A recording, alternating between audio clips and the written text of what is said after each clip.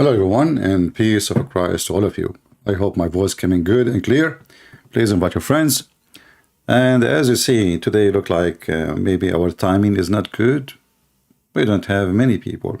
Obviously, people are not sharing and they are not caring. However, we do our part, and the Lord is our witness.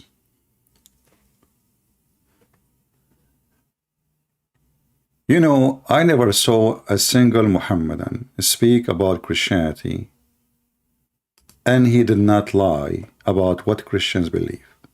Not a single Muhammadan. Starting from Muhammad himself. I can say Muhammad is a donkey. He did not know what Christianity believe in, because Muslims themselves, they say he is illiterate.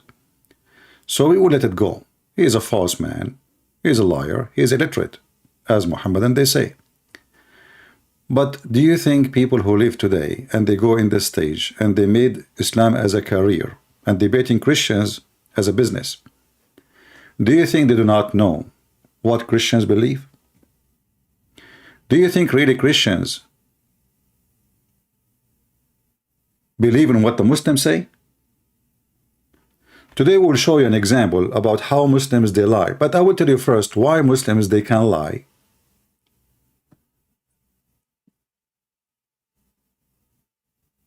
Because Christians, for a long time, they are asleep. Until now, actually. If we go and see how many people are exposing Islam from the Christians, I can count them by fingers. How many Muslims they fight the Christianity? Every single Muslim.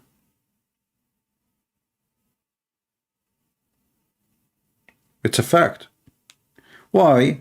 Because our priest, and they are not my priest, but they call them our priest, they spend their life teaching you that Christianity is about loving others, and look like in their interpretation of love is not to offend somebody else by saying to him, your God is false, your prophet is false, your religion is false, and there is no salvation but Jesus. When I started talking about Islam, I found a lot of Christians very upset from me. This is not how Christians should talk to Muslims. We should love Muslims. We should not offend them. Why you are saying to them what you are harsh? Why you say Muhammad? Okay, Muhammad is not a true prophet, but you don't say to a Muslim like, right, your prophet is a false liar. This is hateful. And the Muslims, they notice that those Christians who grow up like this are a very easy target, because I can put all my garbage in the top of their head and those Christians just give me hugs. They don't even refute me, they don't answer me. So it took us a lot of time to make those Christians who they are deeply sleeping for centuries to understand what we are doing. And until now, actually, there's a lot of them, they don't know what we are doing. Today I will show you how the Muhammadan they lie about your faith. And because you are taught not to answer,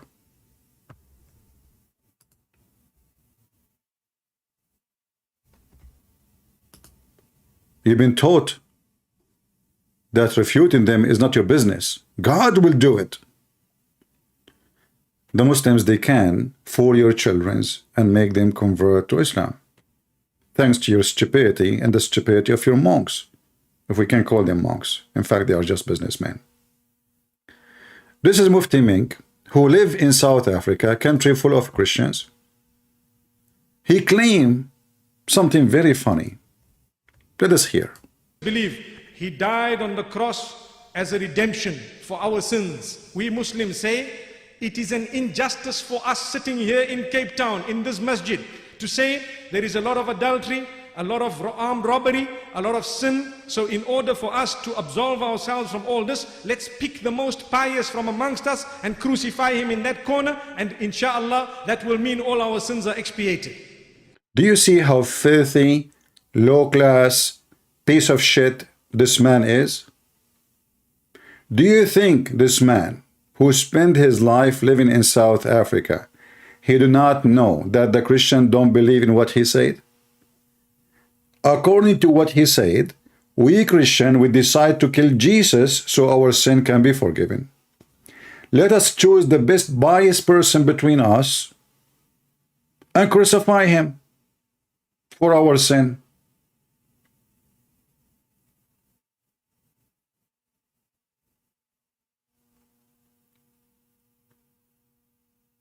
I cannot express how satanic, how demonic, how filthy, how liar, how disgusting you are.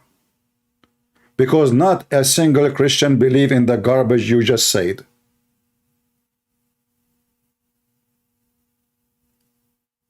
The funny is that the stupid monkey, Menk, son of Muta, he himself, he have a Quran, and the Quran says the Jews, they said, not the Christians said we crucified Jesus. The Jews. The Jews who don't believe in Jesus. I mean, in order to fool the crowd, they are willing to go against their own books. I want you to listen to it again. Listen carefully for what he said. In order for our sin to be forgiven, let us choose the best between us and crucify him. That is what the Christians believe. He died on the cross as a redemption for our sins. We Muslims say it is an injustice for us sitting here in Cape Town, in this masjid, to say there is a lot of adultery, a lot of armed robbery, a lot of sin. So in order for us to absolve ourselves from all this, let's pick the most pious from amongst us and crucify him in that corner, and inshallah that will mean all our sins are expiated. Do you see how they lie about you? Where is your priest? When the last time you heard a priest exposing Islam in your church? I'm sure none of you. You go to the church. Let us pray for the love of the word. Let us pray for all the word. Wave your hand to Jesus. Thank you, God, our Father art of heaven. You know, okay, we recite. Okay, you know, okay, we do the service. Everybody go home. And then your kids and you yourself, you go in the street, you meet an atheist. He asks you a question you don't know how to answer. You meet Abdul. He asks you a question you don't know how to answer. You meet an agnostic. He asks you a question you don't know how to answer. Why? Because you have a donkey claiming to be a priest, doing business. He want to finish the 2 hours which he paid for so he can go home and eat his steak. He don't have time for you.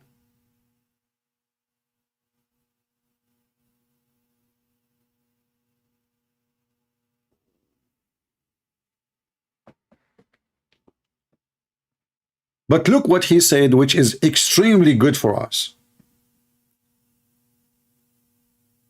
He said, this is injustice.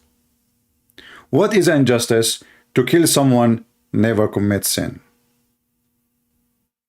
This is what we Christians believe. However, you stupid idiot, is it justice to put someone look like Jesus in the cross? Christ was crucified because he claimed to be the Son of God. Allah, he put someone in the cross according to Islam because he is saying he is a prophet. So is it justice to put someone else on the cross? He did not claim to be a prophet.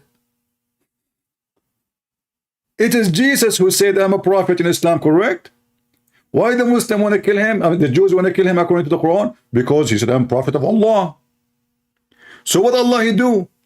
Unjustly, he put someone he never claimed to be Jesus. He never claimed to be prophet. He never claimed to be any. Do you see how we can beat them from their own words in few seconds? Do you see how low IQ they are? And do you see how lazy the Christians are? I keep asking who want to make short videos, like to summarize my videos. 1, 2 people do it. There's 100,000 people watching my videos, and there's 1, 2 people, 3 people. The rest are doing nothing. They are not exist. They're potatoes. Popcorn.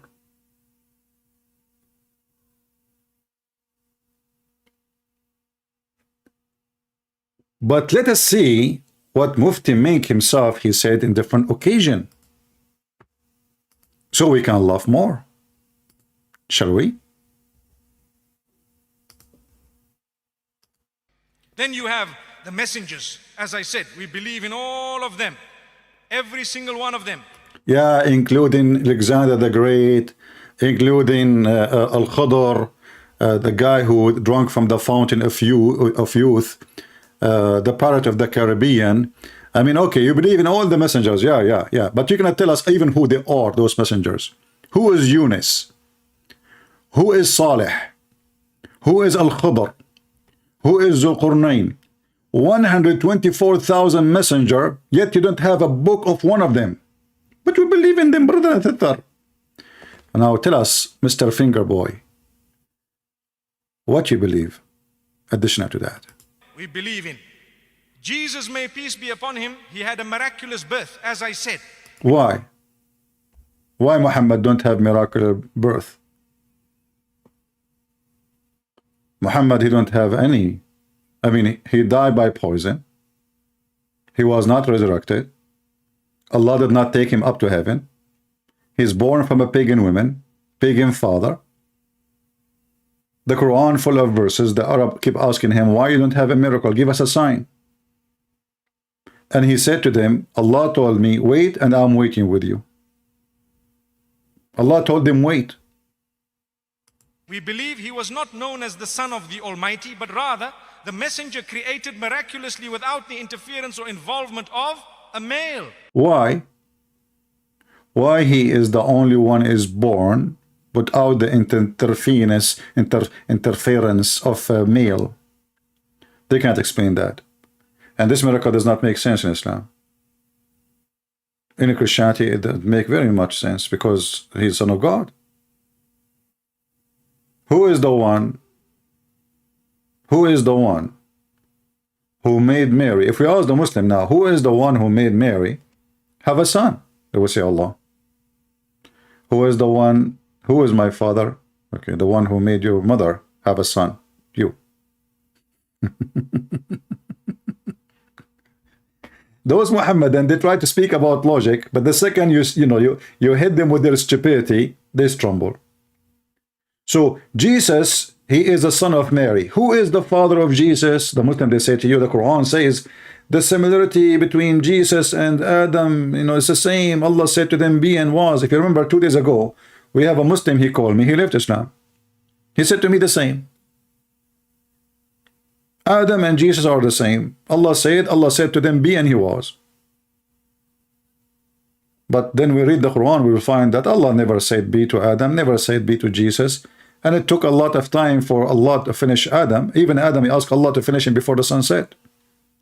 And Allah used his 2 hands, and he made mud, mixed dirt with water, and then he fashioned him, and then he let the mud stay to dry for 40 years, and after 40 years, Allah, he breathed into him, and then Adam, even then, he is not even finished yet. It took him a lot of time to be finished. Do those people even read their book?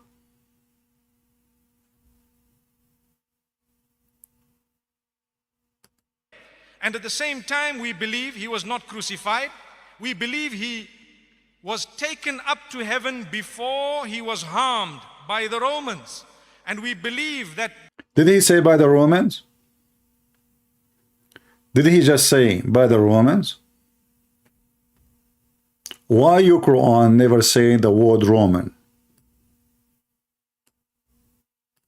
The Quran says that the Jews They crucified him. Where he got the Roman from?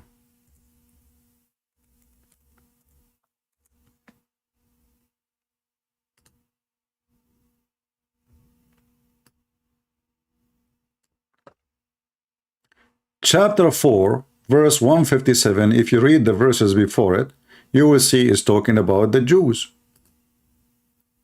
And in fact, if you read what the Quran is saying, you will see how stupid the author of the Quran. So if we go with this donkey who he said that Allah, he saved Jesus. But the verse before it says that Allah, he did not save any of the prophet which killed by the Jews. Read with me carefully. Because of this, the Muslim translation might not matter. I don't agree with any Muslim translation, but I'm just showing you the stupidity. Because of their breaking the covenant and of their rejecting of the ayat, between two bracket proofs, evidence, verses, I mean, proves, guys, proves. Muhammad never proves. What is the proof? He can have sex with all his wives in one night without washing. Sign, revelation, okay, they refuse that, of Allah. And they're killing of the prophet unjustly. Okay, hold on. Who is a Muhammadan is willing to call me immediately and give me the names of the prophet being killed by the Jews unjustly in Islam? Just to show you how stupid this religion is, the same story, the same chapter, proving Islam to be false. Anyone knows why I'm saying this is stupid? Who want to help me? Let us see if any of you is thinking with me. Why this is very stupid statement. Let us compare 155 saying the Jews, they killed many prophets. 157 says the Jews could not kill Jesus. So how come Allah did not move his ass to protect all the prophet killed by the Jews, but now he decided to protect Jesus?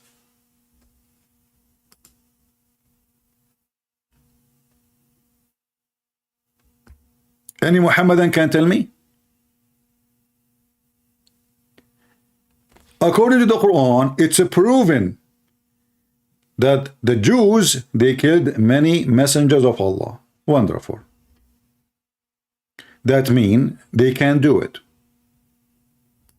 It's in front of you. They killed them unjustly. It's not me who said that. They killed many prophets, not one prophet.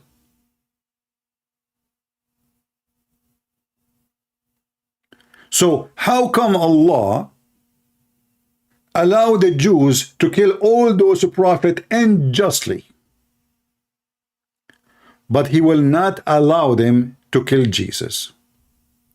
Not to forget to mention that Muhammad himself was killed by the Jews.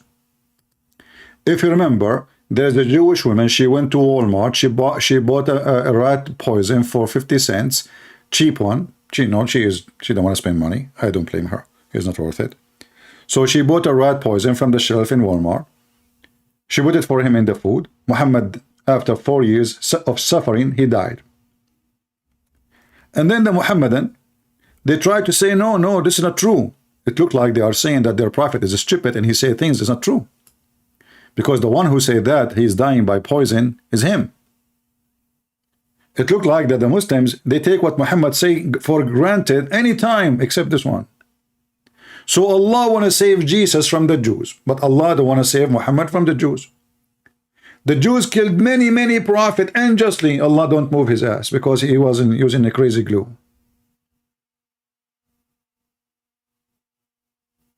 Do we have any Muhammadan? My Skype is open.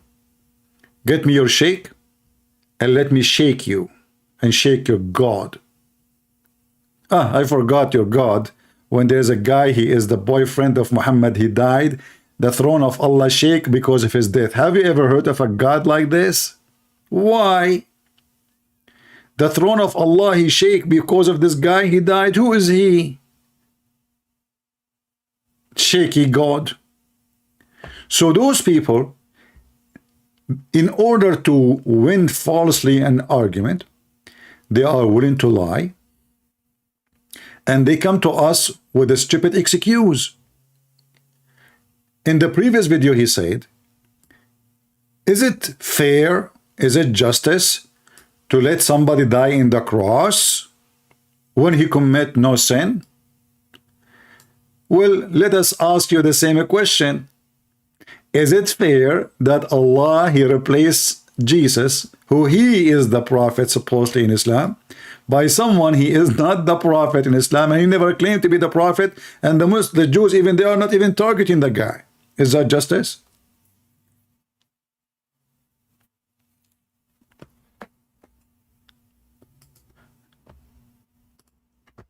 There is a sheikh, his name is Umran. Because Islam is a stupid religion, not only Muhammad is stupid, every one of them, he give you different answer and different religion.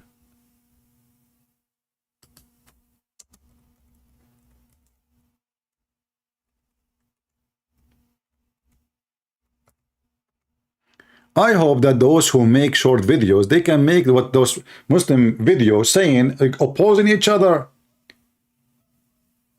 I mean, many of you, especially the young ones, you have time, you know, you come home, make a short video, collect, oh, look how funny this sheikh he said, look how funny that sheikh he said. Put them, they oppose each other so people will laugh at them. And guess what? You can even make money from it. There's many people, they make a lot of money from my videos. I don't make money in YouTube. I am not allowed even to have a commercial on my videos. But those who play my videos, they are making out of money. Good for you. I'm not here for that. Do something.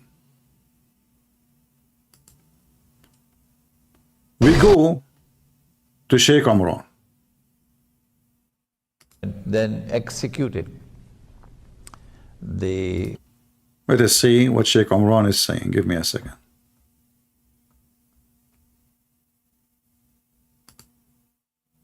Bismillahirrahmanirrahim. Nahmaduhu wa nusalli. Oh, drama. Bismillahirrahmanirrahim. Nahmaduhu. Alhamdulillahi Rabbil Alameen. What did Allah do to make it a... Okay, this one is a summary. This is shorter. I mean, a Muslim, before he talk, he have to read a newspaper praising Muhammad, the neighbor of Muhammad, the wives of Muhammad, the mother of Muhammad, the daughter of Muhammad, the ass of Muhammad. Allahumma iftah al-tadri, all of this to say 2 words. Okay, so Sheikh Umran, who was on the cross? That he died. Let me warn you. And my language is sometimes very harsh, because that's the only language some people can understand. Exactly. Don't come with this nonsense. A Muslim talking about nonsense. Because it is not only pathetic nonsense, it is absolutely sinful to say that Allah, wa na'udhu billah min hadha, Allah calls someone else to take the appearance of Nabi Isa alayhi salam, and that innocent man, innocent because he never claimed to be the Messiah, he was crucified. Did you hear it? Wait for judgment day with that. Did you hear it? Nonsense. Do you hear it? That person who was crucified, he never claimed to be the Messiah.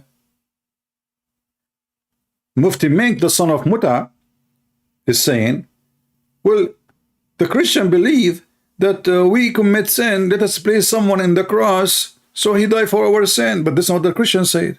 When the Christian, they say, Christ, he died for our sin, that means because of our sin, he came to save us. If we are not sinners, why he will be here?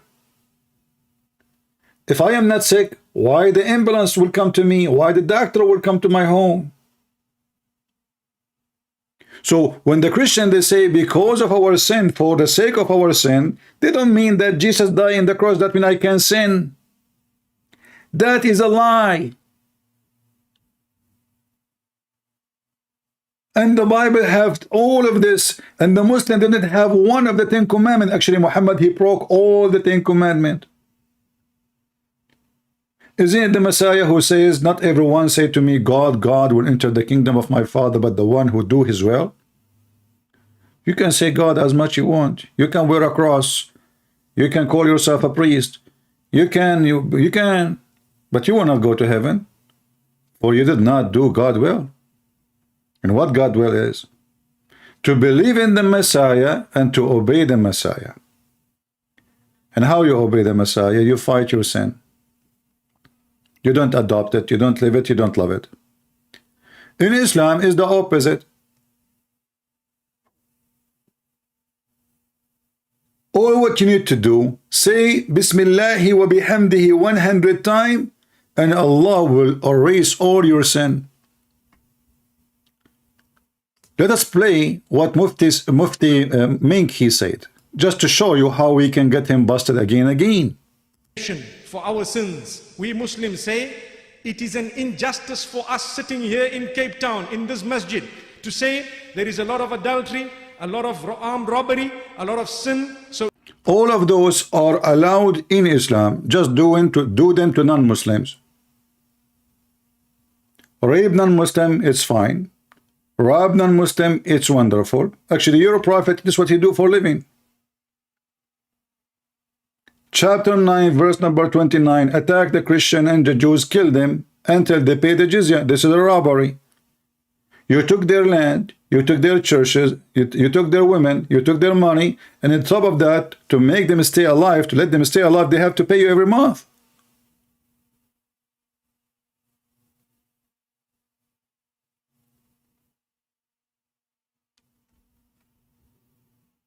So in order for us to absolve ourselves from all this, let's pick the most pious from amongst us and crucify him in that corner, and inshallah that will mean all our sins are expiated. See how they lie? And now those Muslims, they believe in this. They listen to the liar and they say, oh, those Christians believe in that. Oh man, that's not right. Is that what they believe? I remember once actually, a Muslim guy, he is a nice person, by the way. He is from a very good family. He came to me, he said to me, I want to talk to you, but I'm afraid to talk to you, really. I said, why? Why are you afraid? I mean, we are very, like, you know, he's a very nice person. He said, promise me you will not do any harm to me. You will not be angry or... I said, okay, I promise you. He said, the teacher said to us, the Islamic teacher in the class, he said that Christians, when they get married, the priest, he have to take the wife and sleep with her first night. Can you believe how filthy they are? Those Islamic sheikhs. So those are Muslim kids. We are just a teenage. He is teaching those kids absolute false lies that when you get married, you don't sleep with your wife. The priest will take her first. He will try her for you if she is good or not. In the morning, you take her home.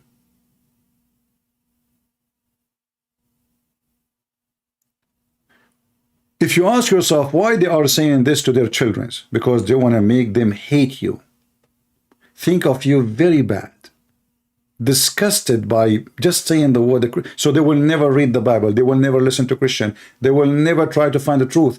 You are disgusting. Satanic religion. This is the religion of the devil himself.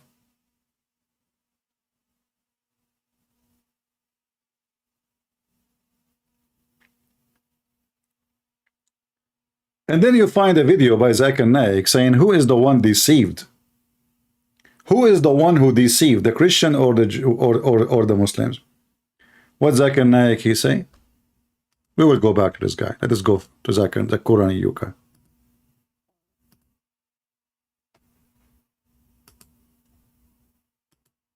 For a surety, they killed him not. So according to the Quran, the Jews said in boast that we killed Jesus Christ, peace be upon him, but they killed him not, neither did they crucify him. It was only made to appear so. And all those who made to appear for them. And the question, and what the topic is, who was the one deceived? The Muslims or the Christians? You stupid, you just said, Allah made someone appear to look like Jesus. That means Allah is the deceiver. Allah don't have the balls to make it happen without lying. Allah is not God.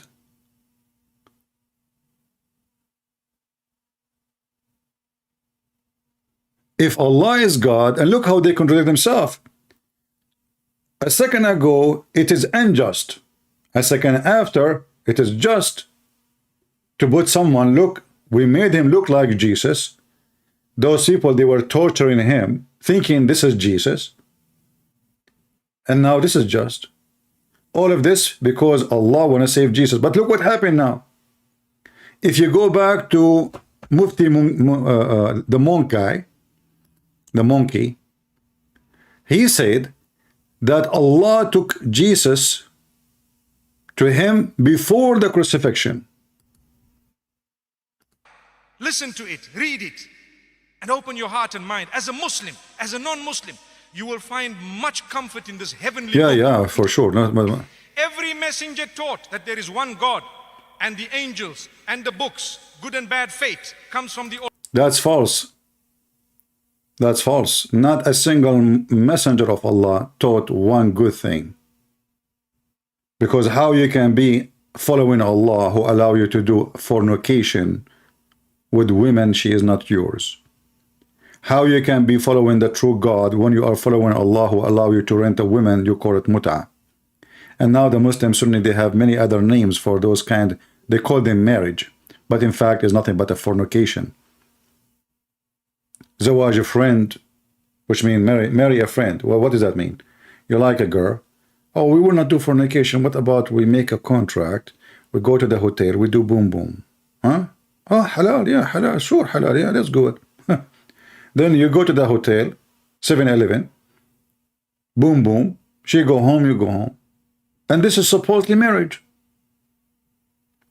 There's other marriage, it's called a travel marriage. What does that mean? Well, these days, you carry a laptop with you. A Muslim, he do not need to carry his laptop wife. They are big and beautiful. So what we do, when we arrive in the hotel in Thailand, we ask them, can you find me a wife for a week? I will be here. For a week. Or another scenario, a student, he want to go to study in USA. So he go and he fool a girl and he marry her. Marry her. Yes, he marry her. For 6 months, he will stay in USA for 6 months. After 6 months, he say, bye-bye, I'm leaving. Where are you leaving? You marry, no marry. He say, I marry you, I'm a student, you know, I'm here. This is travel marriage. Tourist marriage. Marriage. So what the Muhammadan did, they changed the names of fornication and call it marriage. They changed the name of robbery and they call it gift from Allah. Ghanima, booty. Allah He gave you.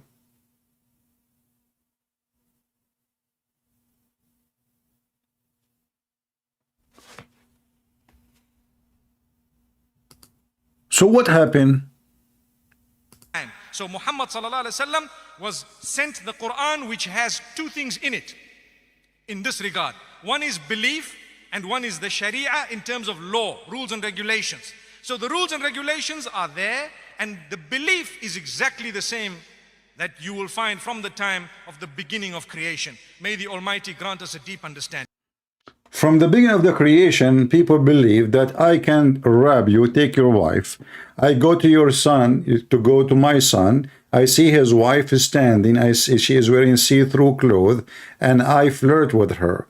From the time of God, all the prophets, they practice that. That if my eyes fall into a woman, as the books of Muslims says, her husband must divorce her so the prophet can F her. And if you are a prophet of God, you have no problem if you go and if a 5-6 years old girl. All the prophets of God, they practice that. And not only that, in all prophets of God, they have sexual privilege. Any believing woman, she want to offer herself to the prophet so he can F her. What an effing cult. Excuse me. This is religion? And this is what God teach? Abraham and the others and Adam and Noah. No, it was all the same. They all taught there is a life after death, responsibility, answerability to the Almighty. There will be a day of resurrection. You're going to die one day and so on and so forth. You are going to die one day. Do we have any Muslim here he dare to call us?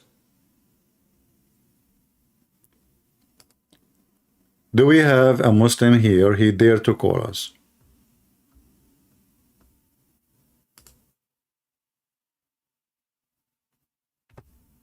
Anyone?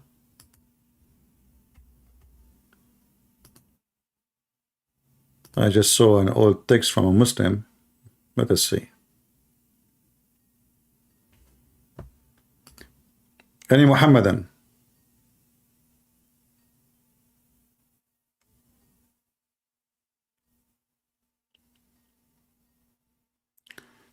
Who is a Muhammadan have the courage and the knowledge to call us? As you see, Islam is invalid, exposed, stupid. Can you prove me wrong? Let us go to the Quran Yuka so we can laugh more. Where is the Quran Yuka?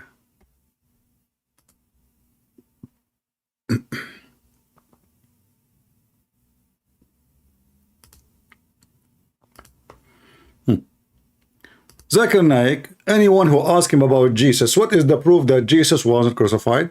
He said to him, do you know the sign of Noah, the Jonah? What is the proof that Jesus was not crucified? Do you know the sign of Noah, Jonah?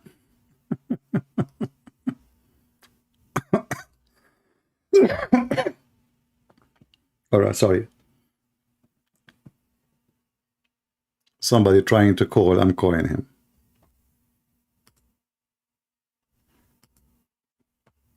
Answer, Abdul.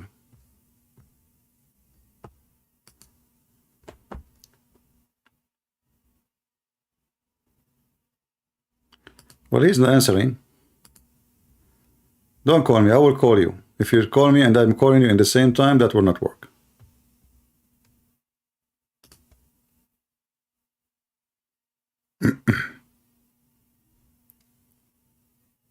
Let's see if he will answer.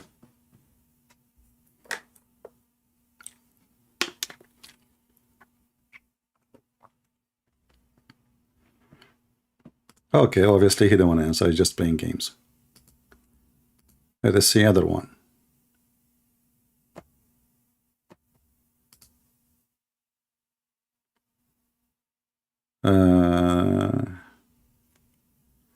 Let us see this one.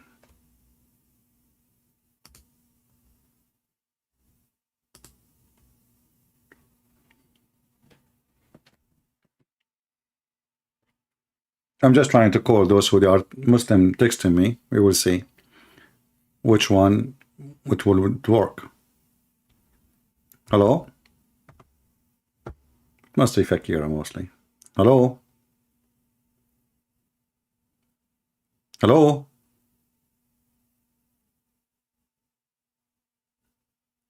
Are you there?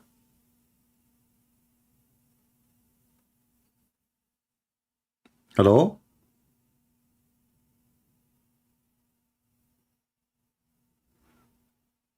Are you a Muslim calling me?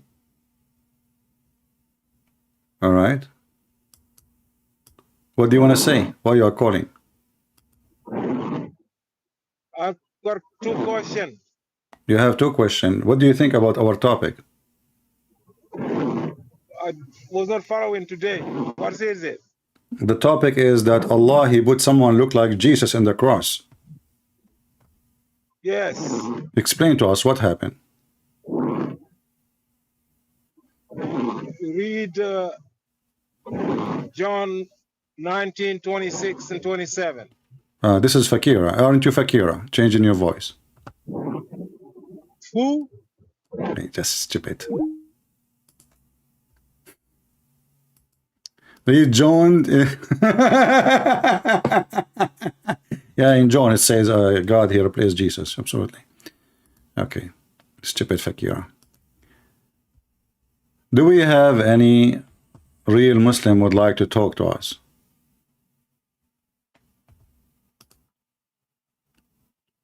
Do we have any real Muslim want to talk to us?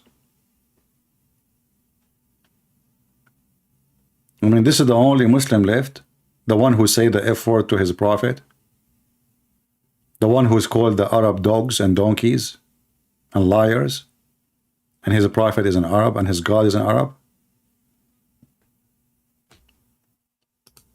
The guy who think that Allah, Satan, he was an angel, and Allah put him in jail,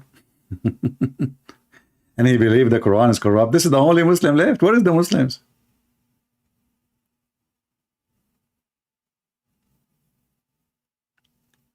Who is a Muhammadan there to call us?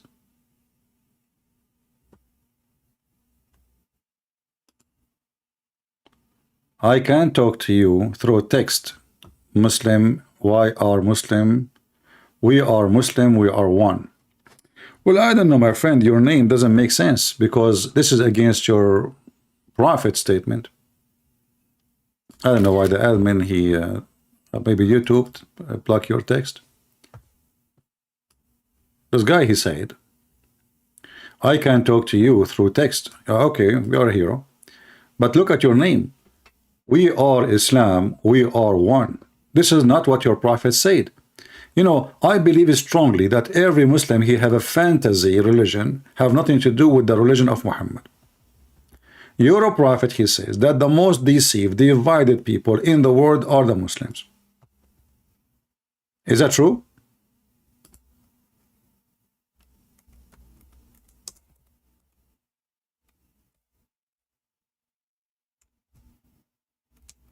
The funny is, every single one of those potatoes, Mufti Menk and Menk says, brother, Islam is very clear. We believe in one God. And the Quran is so clear. And then we will find your prophet saying that the Jews are 71 sect, the Christian are 71 sect, or 72, and the Muslim will be 73 sect. So look like the clear Quran, which is protected by Allah, made the Muslims 73 sect, and the Bible, which not protected by Allah, made the Christians less divided, and one of those sect will go to heaven.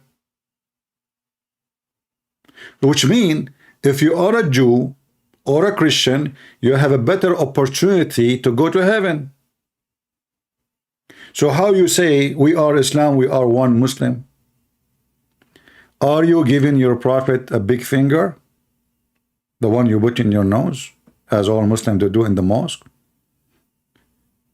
I remember when your prophet used to go around the Kaaba to clean the snot from the walls of the Kaaba. And you wonder what kind of Muslims are those Muslims who they are putting their snot on the walls of the Kaaba. The Jews, they write a letter and they put it between the rocks in the wall of the temple. The Muslim, they dig their nose and they put a snot on the wall of the Kaaba. Is that a religious practice?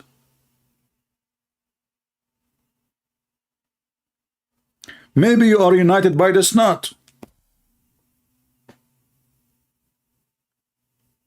In fact, in the time of Muhammad, dogs used to go and piss inside the mosque, and Muhammad never cleaned the mosque after dogs.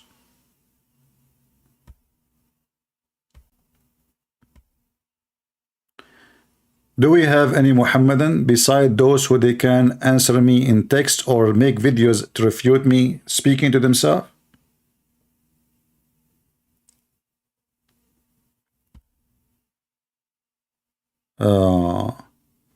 CP, you lied about the numbers 31:17.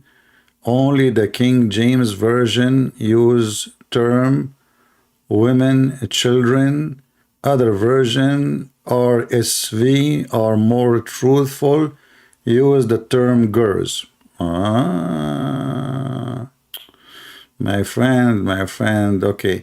What is the book of number in Islam so we can read it, Mr. Harry Potter? Let us go to the book of number in Islam. I mean, why you are going to the Bible and now you are saying, well, you know what? The Bible is translation. I don't accept translation. What translation you accept for the Quran?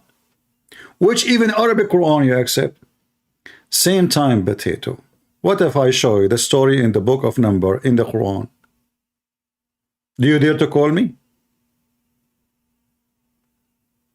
Huh? Do you dare to call me? I will show you the exact story of the book of Number, chapter 31, in the Quran.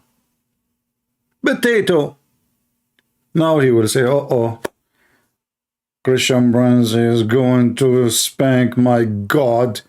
Now we thought we have something against Christianity. It says kill everybody.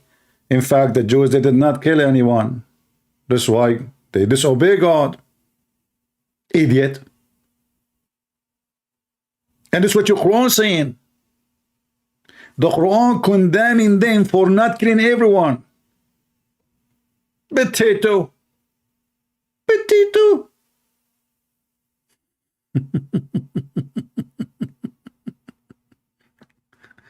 Do we have any Muhammadan?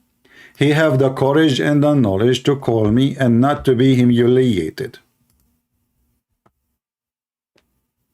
I got all your laundry. It is here.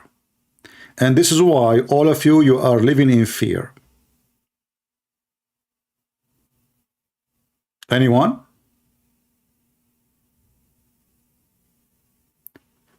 You need to remember one thing, Muhammadan, that your religion is a counterfeit of many religions.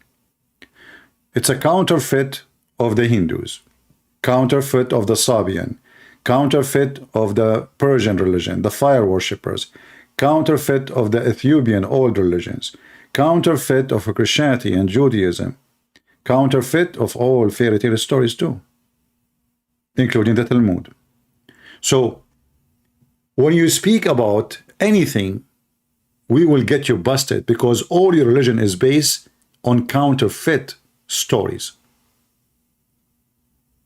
Either it's stolen and Muhammad changed some details, but we can find it easy in your book. And you will notice that no Muslim will call us and tell us why the Muslim cleric are lying. Zakir Naik, he says, do you know the book of Jonah? It says, okay, let me go to Zakur and Yuka. Let's see what he said about the book of Jonah. Where is Zakur and Yuka? Let me see the part. Are full of doubts, with only conjecture to follow.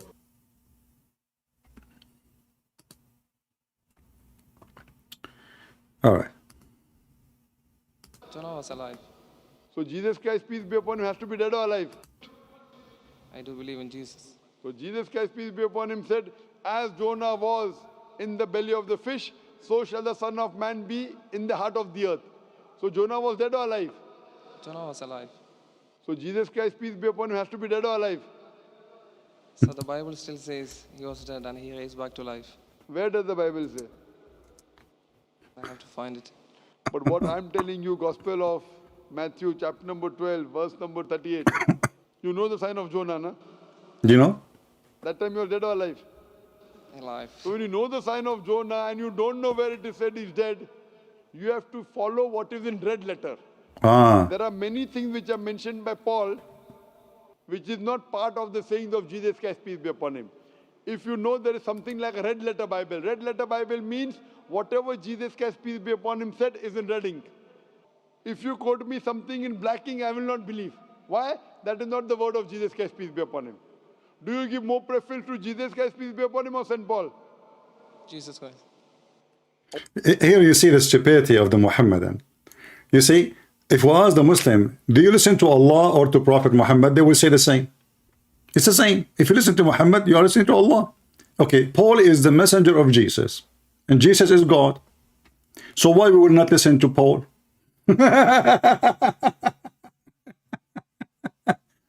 Is Muhammad God? Hey Muhammadan, is Muhammad God?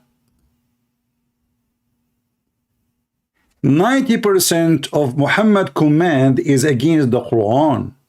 Which one the Muhammadan they take? They take the word of Muhammad against the word of Allah.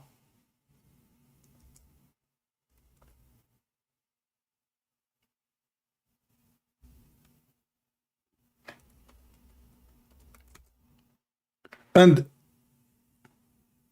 the Quran Yuka, each time he speaks to a Christian, he mentioned the story of Jonah. And how Jonah will prove that Jesus did not crucify? Listen carefully and die laughing. What I'm quoting to you is in red. Gospel of Matthew, note it down. Gospel of Matthew, chapter number 12, verse number 38. So don't get me a quotation of back ink. To prove this wrong, you have to get me a quotation in red ink.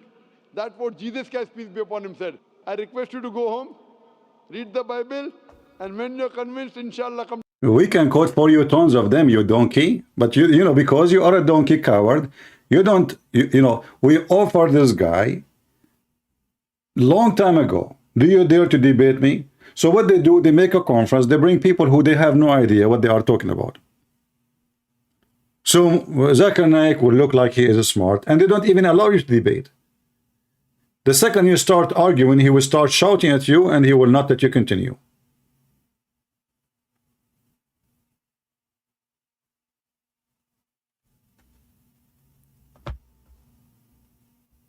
He knew 2 verses in the Bible, that's it, he knew the Bible. But he ignored all the other verses in the Bible. Isn't it Jesus said, you can destroy this temple and I will build it in 3 days?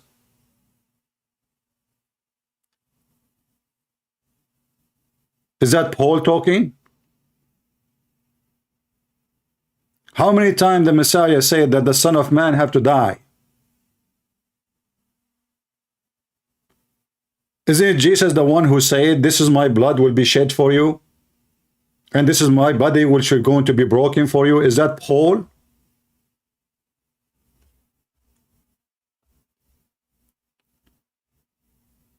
Do you see why we don't respect them?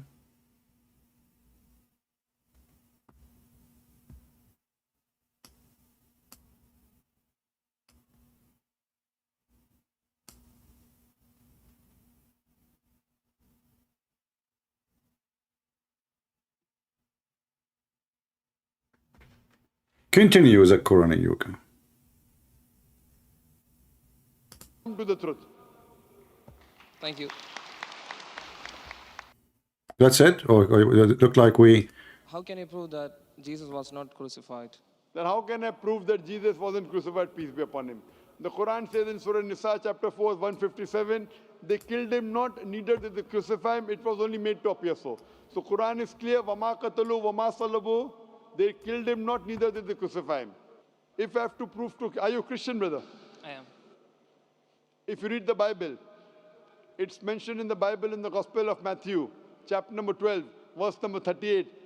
When people come to Jesus Christ, peace be upon him, and tell him that, oh Master, show us some signs.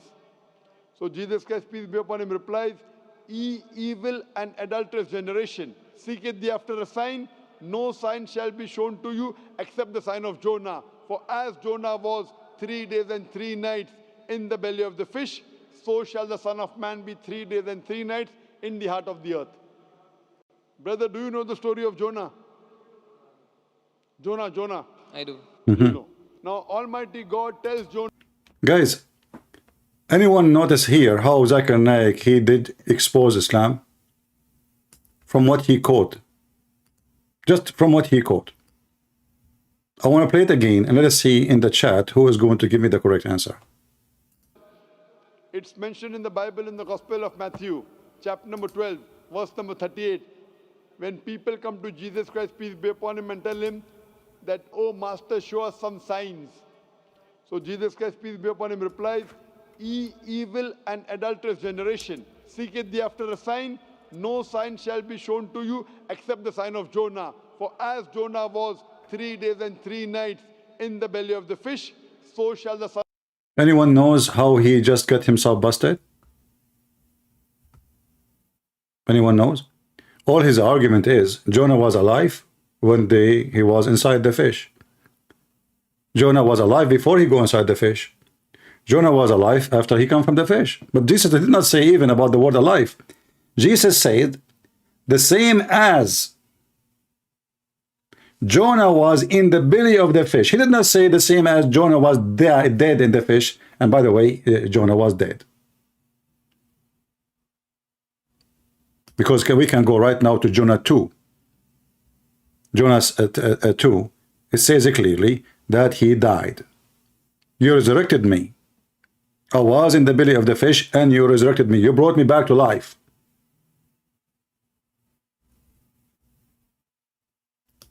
But if we go only but what he's saying,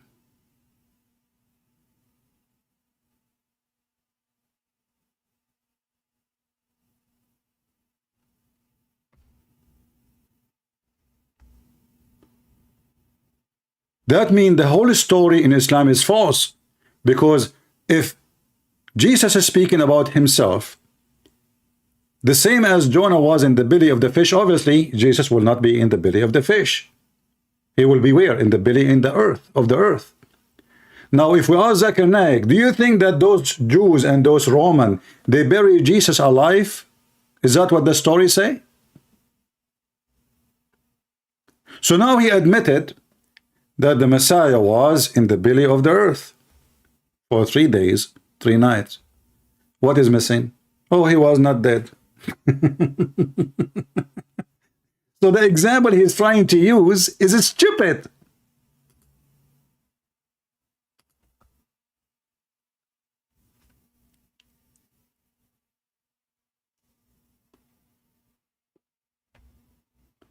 Is literally stupid.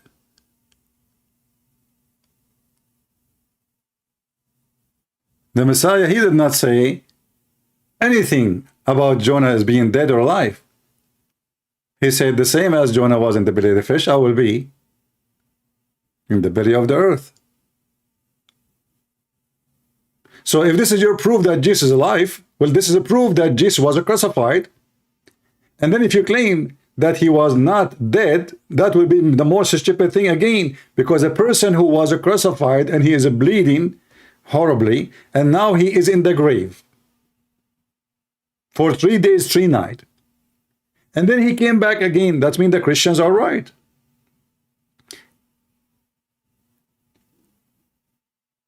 Do you see how stupid even the logic he is trying to accomplish? And don't listen to Paul. Paul is a messenger of Jesus. He is not Jesus. So why you listen to Muhammad? He is a messenger of Allah. He is not Allah. Don't tell me Matthew said. Tell me what Jesus said. Matthew is the disciple of Jesus. He is not Jesus. Why you listen to Muhammad? So here you see the hypocrisy and the stupidity of those people.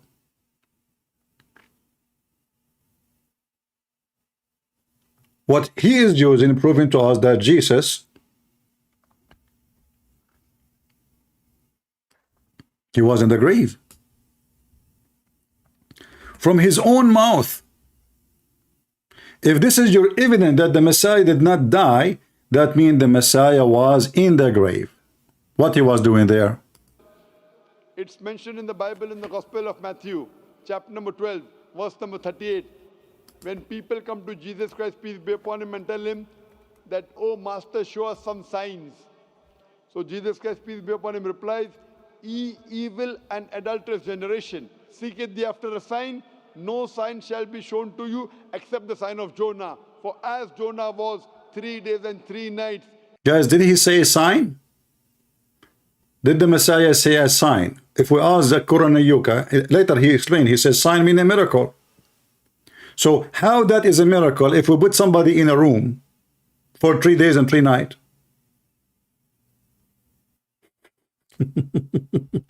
Because the grave is a room. Now, like, let us say you bury somebody with the dust. Let us say, but there's a space, there's enough air, he survived. What is the miracle? I cannot believe how stupid those idiots are.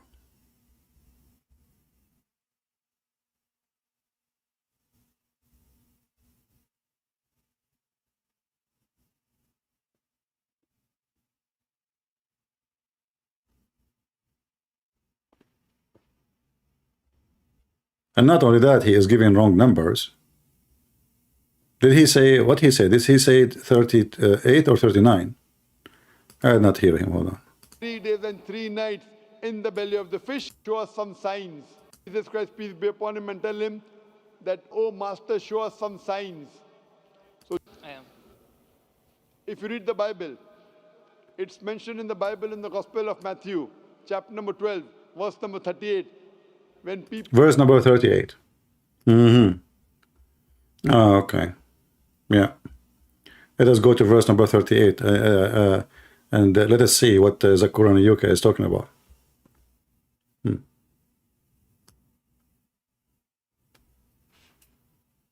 Maybe he's reading from the beginning. Okay, we will let it go. But the belly, the story about the belly of the fish, or Jonah, is after. Anyway. Then certain of the scribe and of the Pharisees answered, saying, Master, we would see a sign from thee. And obviously those people are hypocrite. This is not about Jesus don't want to give a sign, because Jesus already, he resurrected people from death. He made the blind see. He made people cannot walk. The Bible confirmed that he made miracles. No books can write how many they are. But still they're asking for miracles. It's like making fun, you know. Make a miracle for us. Let us see what you can do. So he said to them, you evil, filthy, like Muhammad, generation of evil. You are seeking after signs. There is no sign shall be given to you, but the signs of Jonah. For Jonah was there 3 days, 3 nights in the whale belly. Did he say Jonah was dead for 3 days, 3 nights? No. So what the similarity between the story of Jesus and the similarity of Jonah? Jonah was inside the deep dark. The Messiah was in the deep dark. So shall the Son of Man be 3 days, 3 nights. How the stupid Zakur Yuka trying to prove that Jesus was not dead by such a story. You just prove that Jesus was in the grave. And then you need to tell us why in the world even the Christian who took his body to bury him, they buried Jesus when he's alive.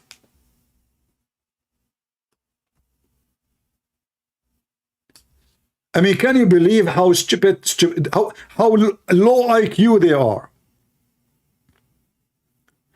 As long as you agree with the story, then you need to explain to the Christians why the Christian, they buried Jesus in the grave. Abdul, he's alive. This is their master. This is their Lord. They will be happy to take him here. He's alive. Take him home. They did not do it. So what they do? They put him in the tomb. So the donkey who is trying to prove that he is smart, he proved to us that he is a donkey like he's a prophet. You know, when I was a kid, I used to read a lot actually. Even when I was like, you know, very little, I used to walk like for 45 minutes just to go to library. Because, you know, all the adults, they are busy, everybody have his work. And the only way to do it, I go, you know, wearing my short and go and walk, I do library. And, you know, I did read a lot of books. Books are fit for a child and books who they are not fit for a child. But I remember one statement I learned when I was a kid. I cannot forget. I love it. It was from a Chinese say. He lived as a donkey. He never came back as a horse. This sentence stuck in my head. I love it. Because you look around you, you see a lot of these things around you.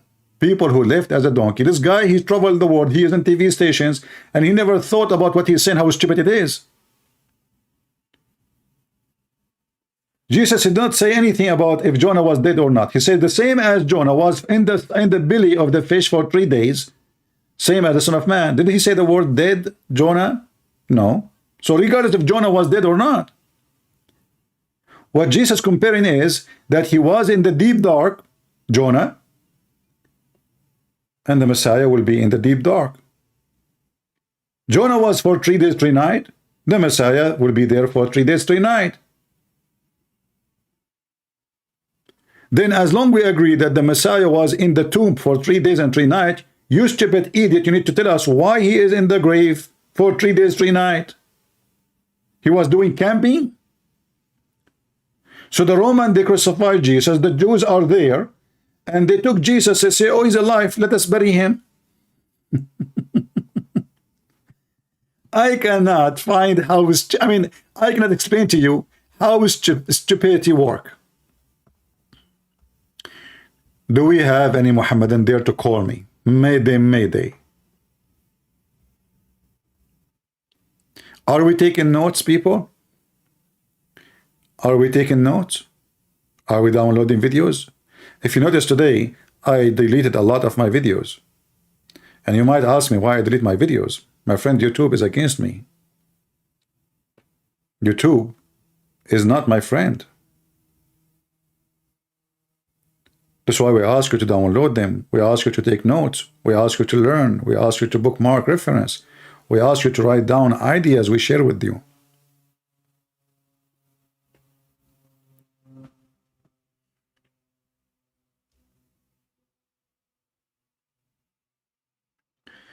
You are worried if you call me, you are going to curse me?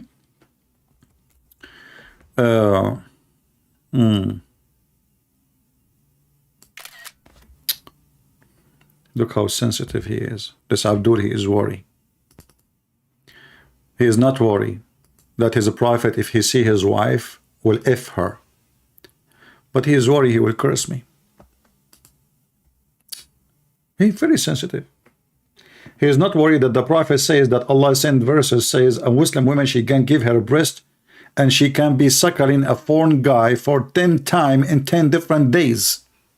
But he is worried about cursing. He is not worried about his neighbor coming to his house and he find the neighbor laying in his couch sucking the tits of his wife, practicing Islam. But he is worried if he call me, he will curse me. Look how sensitive they are. He is not worried that Muhammad will come to his house and ask for his daughter, which is 5 years old, and he want to F her. But he is worried if he call me, he will curse me. I mean, you curse me 5 times a day. Don't you say Al-Fatiha 5? Please, Allah, don't make us the same as the Christians. Please, Allah, or the Jews. Please, please, don't make us like, you know, what about you change your prayer and make it different? Like say, please, Allah, don't make me like Christian prince. I will tell you a true story, by the way. There's a guy, he made fun of me, the way I look like. Do you know what happened to him? Allah punish him. He woke up in the morning. He went to the bathroom to brush his teeth. He looked at the mirror. He looked like me. He started cursing. Oh my God, what happened? No way, no, please, Allah, what you did to me? Abdul.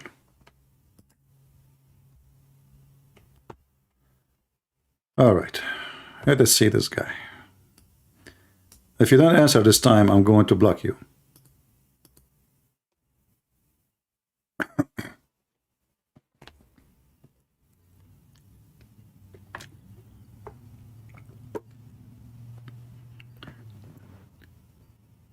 Hello? Mute YouTube. Mostly Fakira. This is an act of Fakira. Hello?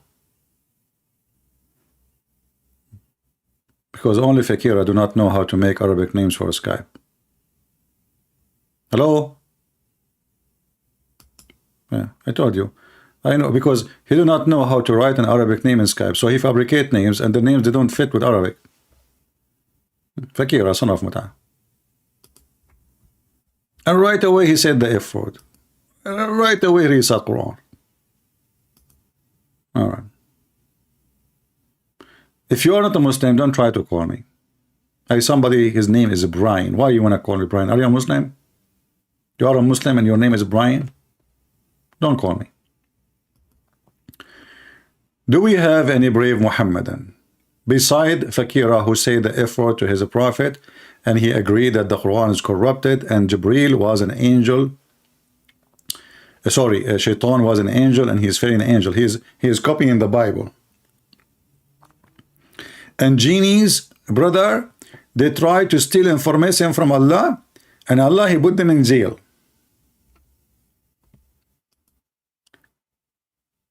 Do we have any Muhammadan? Real Muhammadan?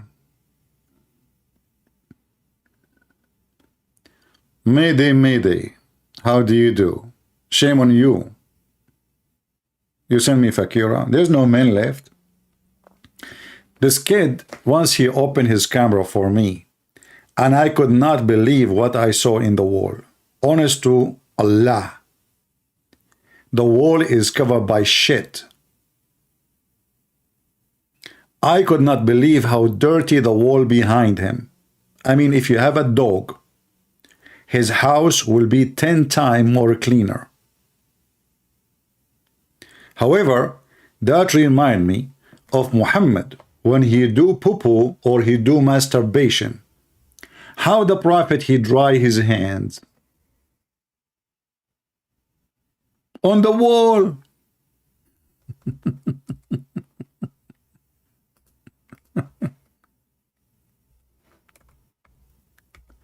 Is that correct, Muslims? Is it true? You're a prophet. He dry his hand on the wall?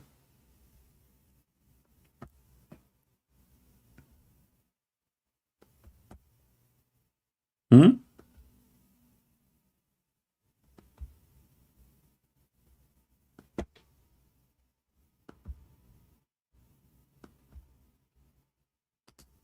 Let us see if this is true or not. This is why I understand why this guy, his wall was so dirty. Obviously, each time he do his shit, he touched the wall. The Prophet, he performed a ghusl from janaba, which means he was having sex. He washed his private part, and then he rubbed his hands on the ground or the wall.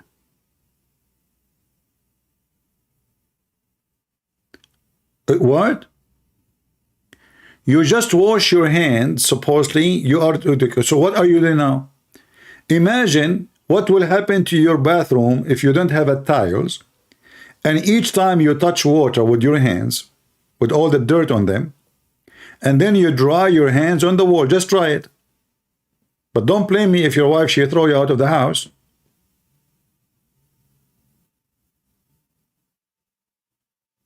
Those people, the followers of Muhammad, they want to teach you how to be clean.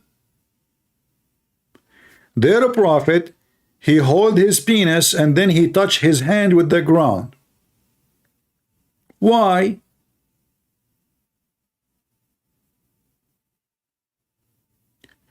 The same hands Muhammad, he used to eat with them. And I forgot. The prophet, he said a great advice. When you eat, don't wipe your fingers or wash them, just wash them. Let somebody lick them for you. Or you lick them.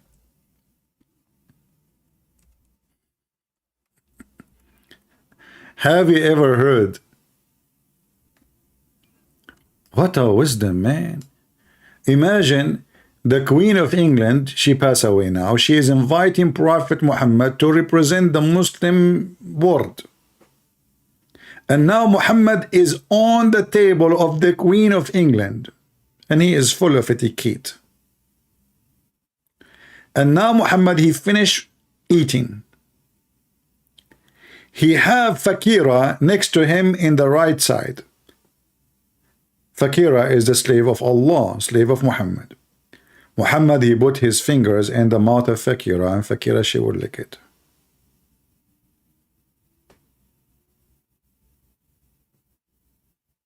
This is your religion. And you are going after the Christian to debate them. You have a mental person. Your God is mental. What is this? And what is the excuse? Because if you lick it, there is a blessing. Especially if you lick the middle finger. Hey Muslims, so now you ate the whole dish. The whole dish is empty. And now if you lick your fingers, this is the blessing is there. What about you touch the food with your finger and lick it from the beginning? So you can get the blessing from the start. What about you never even bite the food? Touch your finger with the food and put your fingers in your mouth. Touch the thing because the blessing. Don't you want to get the blessing? That will make it more blessing. You do not know where the blessing is coming from. Muhammad don't want to waste food. Guys, Muhammad don't want to waste food. Are you saying to me your prophet, he lied? He gave a fabricated reason? You know, the Muhammadan always, they try supposedly to support their prophet. Duct tape, you know, the duct tape religion. But look what they do. When they try to duct tape Muhammad, we cannot see the mouth of Muhammad. We cannot see his eyes. We cannot see even any hole of his in his body. But look what he did. Muhammad did not like to waste food. That means Muhammad is lying because he claimed there's a blessing. There's a blessing. He did not say, you know, he can say, okay, and same time, a potato. What waste food? It's your fingers. What is going to be on your fingers? What is going to be under your nails? What waste food? The food is in a dish. Your fingers is the food. Same time, don't you know you have nails? Don't you know that those people lived long time ago? They don't have what we have today. We can wash our hands easy. We can go to the bathroom easy. We have soap. We have all kind of detergent. You know, lick your fingers. Now we know why Muslims, they were dying left and right. Muhammad, he lied and he said that the city of Mecca and Medina will never be attacked by the plague. And Muhammad, he brought the plague. False prophecy.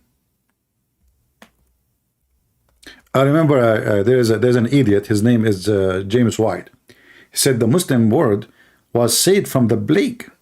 The donkey, you do not know that the Muslim world was dead. This is why they have low population until now. What is the population of Saudi Arabia until now? Until now, what is, I mean, a country exists for thousands of years. They are not even 20 million, including the foreigners.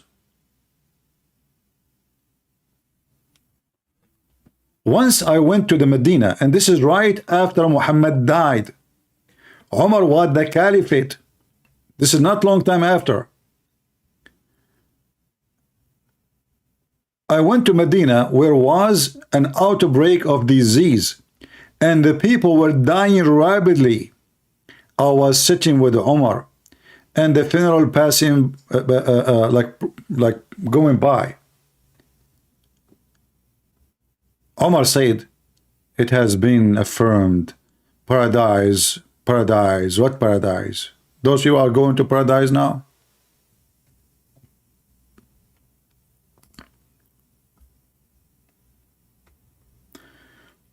But isn't it Muhammad, he says, plague and those diseases will never enter the city of Medina and Mecca because the angels of Allah are guarding it?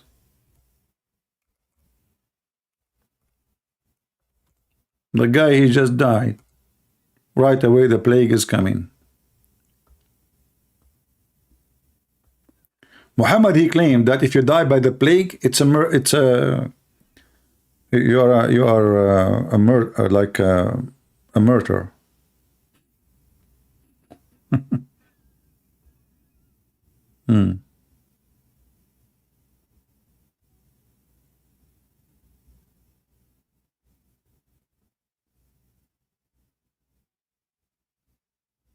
Look at this one. Allah Messenger reported saying that there are angels on the mountains of roads and of Medina, so neither plague or the Dajjal can enter it.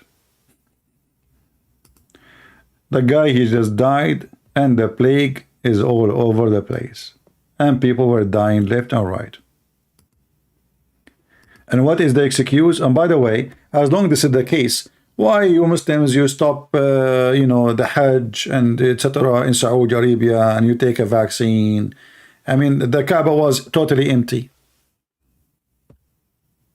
The angels is not there no more.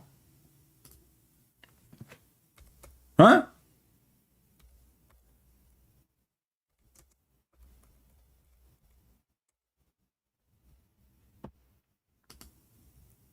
Why you close it? What is this? The only one is there. Actually, there's nobody. Look.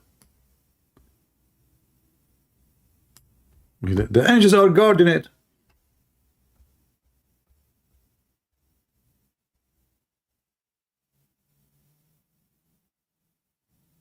This is a place supposedly open 24 hours, 7 days a week, non-stop. As long as the Prophet, he said that Allah and his angels are guarding the city, the Medina and Mecca. Is Medina more important than Mecca? And by the way, why this shape? I mean, why it's not like not a circle? What the heck is this? What they put there? Are you were afraid that you will give the disease to the Kaaba? Why you put those things there around the Kaaba?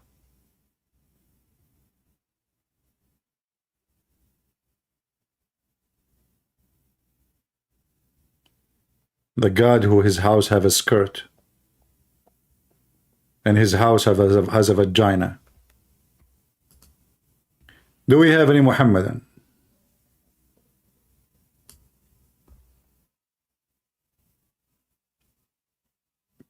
Anyone? يا نهار أبيض، ازيك يا برعي؟ برعي أصبح رسولا من المدرسة مفصولا، جاهل لا يقرأ، عالم لا يعلم، نادم لا يندم، حالم لا يحلم، قارئ لا يقرأ، فاهم لا يفهم، حمار محمور. Do we have any Muhammadan here? The only one who speak Arabic, they knew what I said. I'm not going to translate for you. It's hard. It's impossible.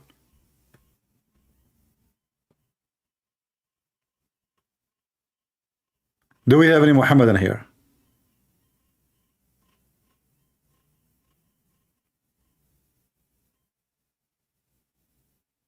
Any Muslim would like to call us? Let us talk about the educated prophet who cannot understand, who cannot read. I'm with you, he's illiterate. We are people of the book. The Quran call us people of the book. The Quran never call you people of the book. There's a reason. Very simple reason. You are following illiterate prophet. You never had a book. What is your book? If you had a book,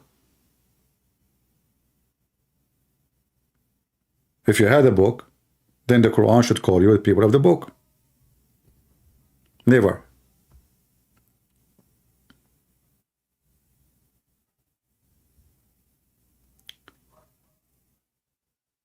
Any Muhammadan? Why is dry today? Are you guys inviting Muslims? Who of you have TikTok? Can you TikTok and talk? Like, record what we are saying. Like, I'm saying, any Muslim want to debate me, record it in your phone and post it like few seconds, post it in TikTok.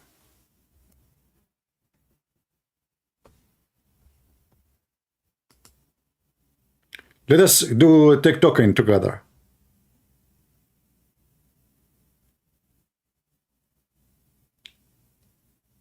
Do you speak Egyptian Arabic? I speak all languages, brother. Chinese too. You know, I want to be Chinese, honestly, because I want to fly from a tree to tree. You watch those Chinese movies and you see the girl, she jumping from a tree to tree, from roof to roof. Last time I tried to do that, I broke my leg. I never broke my leg, by the way. Just joking. But how the Chinese can do it? I want to do it. Okay, Muhammad, even Muhammad could not jump from the tree to the tree. He took a mule with 2 wings and the wings in the thigh of the donkey. I mean, he Muslims, by the way, why the mule have the wings in his thigh? I mean, is there's a defect in the design? Have you ever heard of a flying animal, his wings in his ass? Why?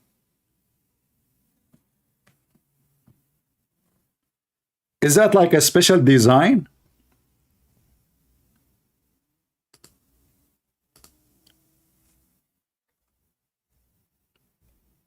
Any Muhammadan? I mean, it doesn't even make sense. How that will help him to fly if his wings in his ass? And by the way, why even the donkey have wings if the guy is accompanied by the angel Jibril who have 600 wings? Who's faster? The donkey with 2 wings in his ass, or the Jibril who have 600 wings?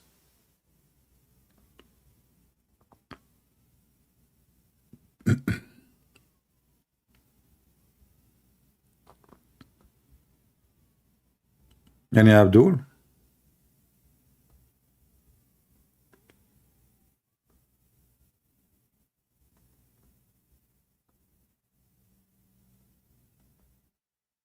And the funny thing about Muhammad's story, that when Muhammad he arrived to Jerusalem, he tied the donkey in the wall.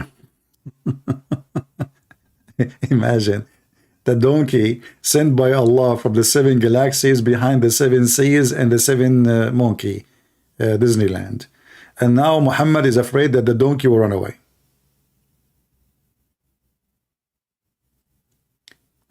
And there is a reference actually. Let me see. When Allah Prophet wanted to ride al-Buraq, he start shooting with his feet. Look, the donkey, what they call it? Like you kick, you kick, and he start like sweating.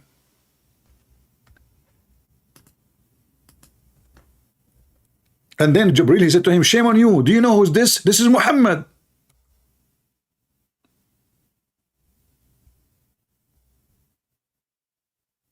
Is that what you do? You stubborn donkey? You don't want the Prophet to ride you? I mean, can you believe it how disgusting this donkey sent by Allah? And now the Prophet want to ride the donkey who have 2 wings in his ass. And now this donkey don't want Muhammad to be in his back. Can you believe it?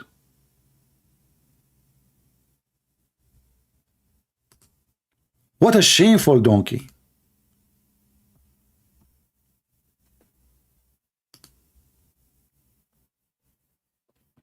Any Muslim can explain to us what's happening? Why the donkey don't want Muhammad? Do you know?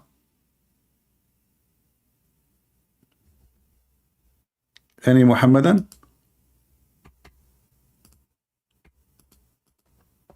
Any brave Muhammadan, he dare to call us. We don't want any females from Ghana.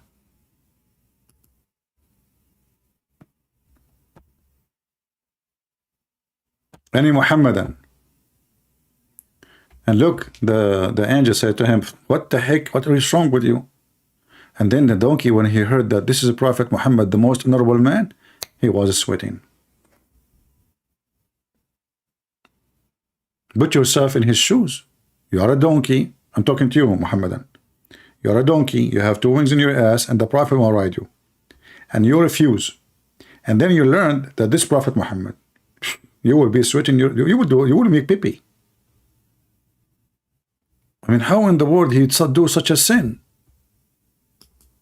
What the heck?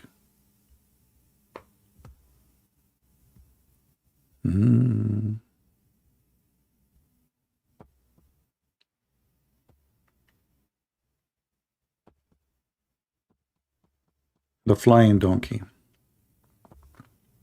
And actually, there's a hadith, but I don't know if I can find it in those websites. I don't think I can find it here. It says that even Jibril himself, he ride with a donkey, with Muhammad on the donkey.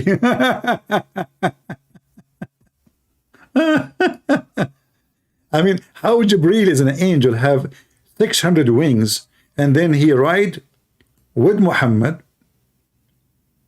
on the donkey. And then when the donkey he fly in the top of a mountain, he lift his feet up because his feet is so long. So long. You like it? And by the way, I make it so long so you can understand how long it is.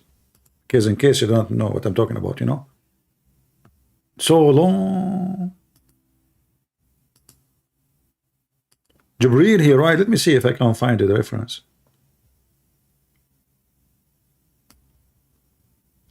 Maybe I can find it. Hold on. You never know.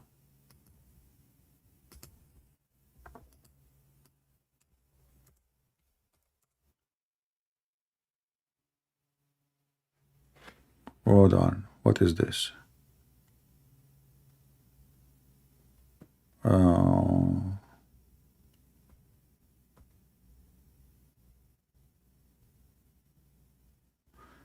Yeah, I don't think it's here, but I think we can find it in At-Tabari or in the book of explanation of Al-Bukhari. Let us see. Hold on.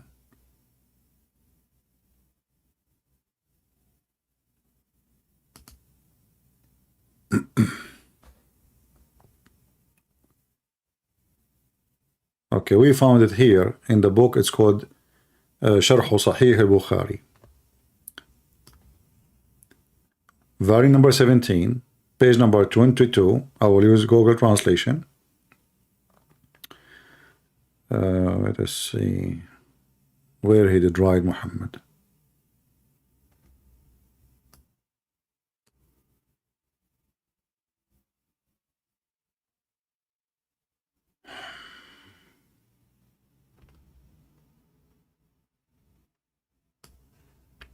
Let's see. The page is long. I need to find where exactly. Where exactly it says that before we use Google Translation. Okay, hold on.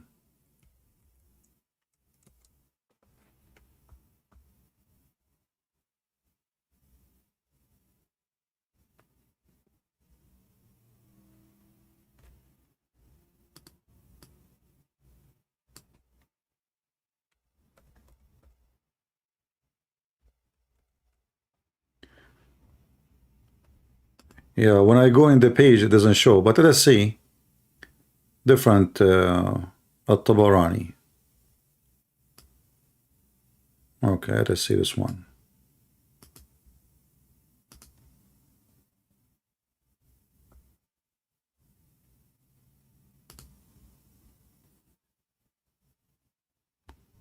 All right, this one look better. All right, we found other book.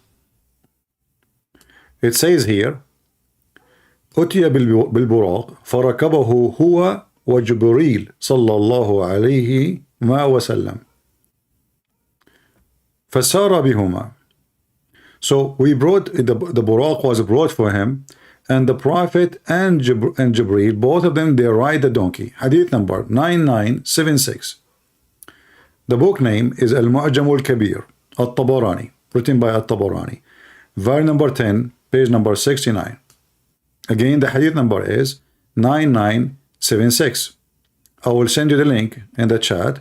You can use Google Translation, so you can laugh. I don't know why Google Translation not working. Arabic, English. Okay, translate full page. Here we go. All right. Okay. So Al-Buraq was brought. Al-Buraq is the name of the donkey. And he and Jibreel, may Allah bless him, rode in it. Do you see it? And then when he come upon the mountains, his feet rose. I mean, makes sense. You don't want your feet to touch the mountain? Are you kidding me? You are a donkey flying high and your legs is so long. What do? Scooby-Doo? Very simple. You lift up your legs, the same as airplane. Who won the reference? They said the reference.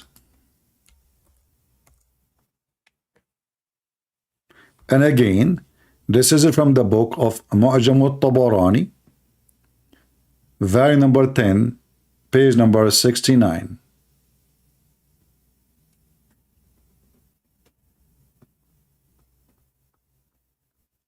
But anyway, I mean, if you think about it, it makes sense. I mean, look, don't you see the airplane when they go up on the air, they put their wheel up? They do that, right? I mean, look how Muhammad, he knew. I mean, okay, his legs is so long. But maybe you don't understand what he's saying. Because Muhammad, he claimed that the distance between his legs, because they are so long, is the same as the distance from here to the end of the horizon. This is a very long donkey, limousine. It's not just a donkey.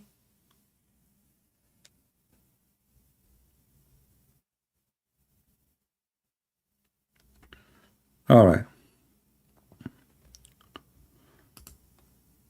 And Muhammad, he learned about this flying donkey from Aisha. Aisha, once when he entered upon her, he found Aisha playing with a flying horse.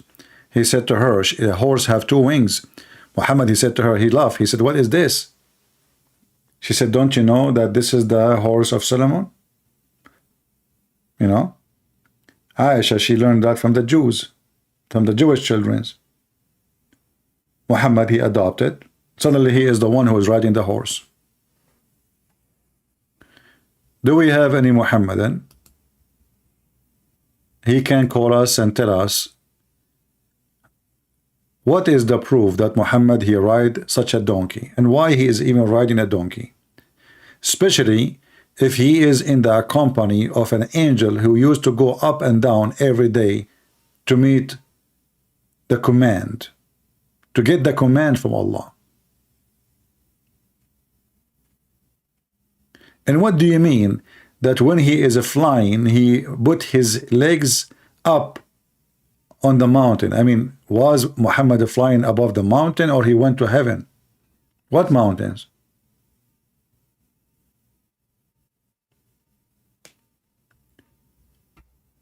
Gambino wanna call me? Who is holding Gambino? Gambino, Bambino, who cares? Just call me. Don't give me a drama.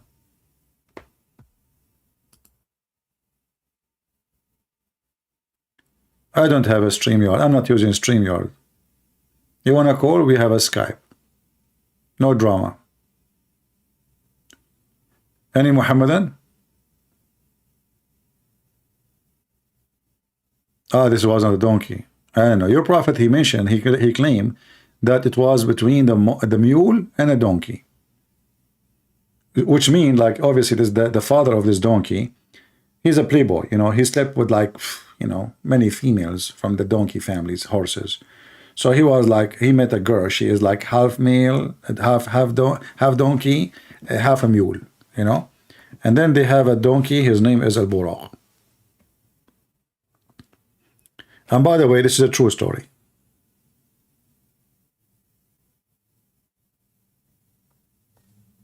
I mean, we can easily prove it to be true.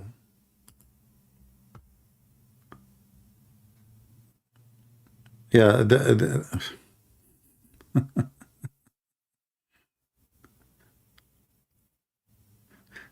you know, Fakira make names in Arabic. I don't know what Fakira she is using. What kind of Arabic she is using when she make name in Skype?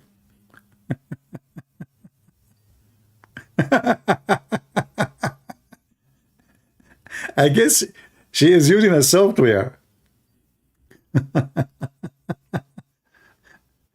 Maybe he is using Google Translation, like he type in his own language and then he asks Google to translate the name. Fakira, what you can do? Do we have any Muslim? Mayday.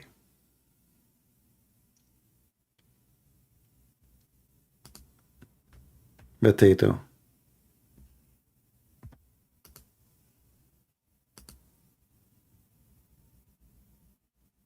Do we have any Muhammadan? I promise you, if you call me, I have a connection. I will call Allah for you. I speak Arabic, not like you. You say very funny prayer in Arabic, but you do not know Arabic. I will call Allah for you and ask him to send you al-buraq. The funny is that Allah, if he wants something to happen, he say be is going to be. But Allah cannot take Muhammad to heaven without taking him by a donkey. Okay. Must be a true story. You don't like Muhammad because he was successful? Yeah, I can tell he was successful. He died by poison. That is a great success. I mean, the guy, whatever he eat, he vomited for 4 years.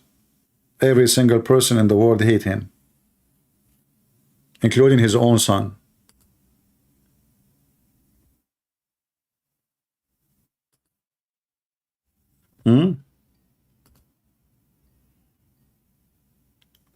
You know, according to your religion, my God was not crucified.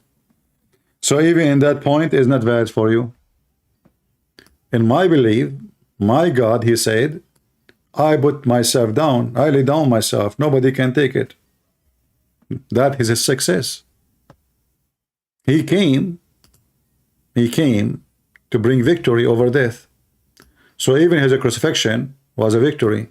No death can take him. No grave can hold him. Your prophet is in the grave. Until now. My Lord is in heaven.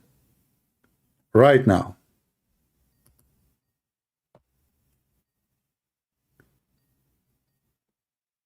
Any Muhammadan?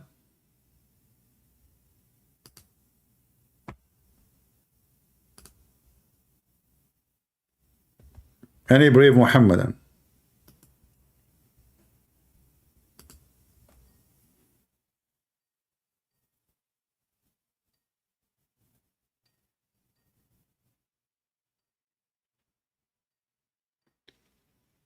You can show off them. You know how I do you dirty.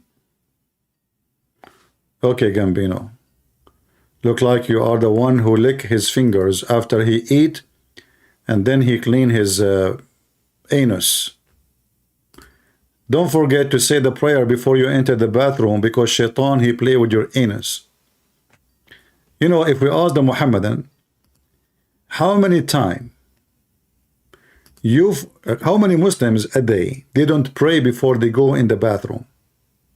You will find that every single Muslim don't pray. Which mean every single Muslim shaitan play with their anus, as Muhammad he claimed.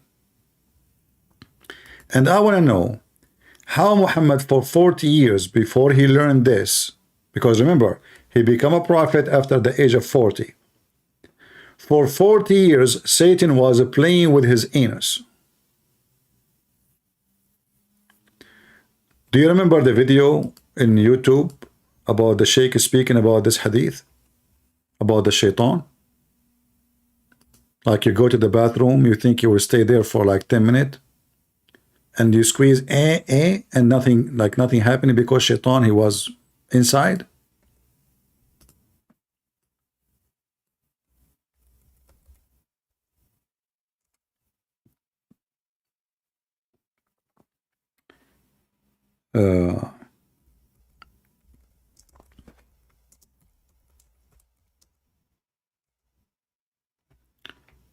Let us see if I can find you the video.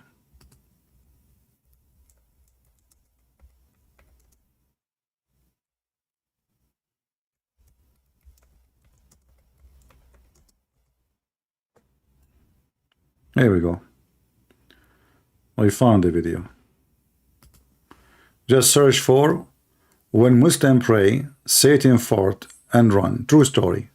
This is an old video of mine. But you will see there, the Muhammadan in the video, he explained to you how shaitan, he play with your anus. He play with your bowels. Because you did not say the prayer. And here we need to ask the question, Muhammad was not a Muslim for 40 years. And he never learned this about this prayer until he became prophet. So how many times shaitan he played with his anus? Any Muslim can tell us? I mean, do Muhammad knew what he's saying? The guy was not a prophet for 40 years of his life. Shaitan will round around your penis. If you don't say the prayer, Shaitan will do your wife. So Muhammad, when he was having sex with Khadija, Shaitan was doing Khadija.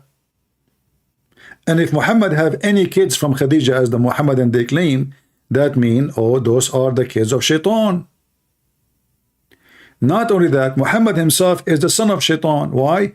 Because the father of Muhammad was not a Muslim. The mother of Muhammad, they were not Muslims. Which mean the father of Muhammad and the mother of Muhammad, they never pray before having sex. Therefore, the son from that sexual relationship is Satan's son. That is Muhammad. So the question is, do even Muhammad knew what he's saying? Do he knew he is insulting himself?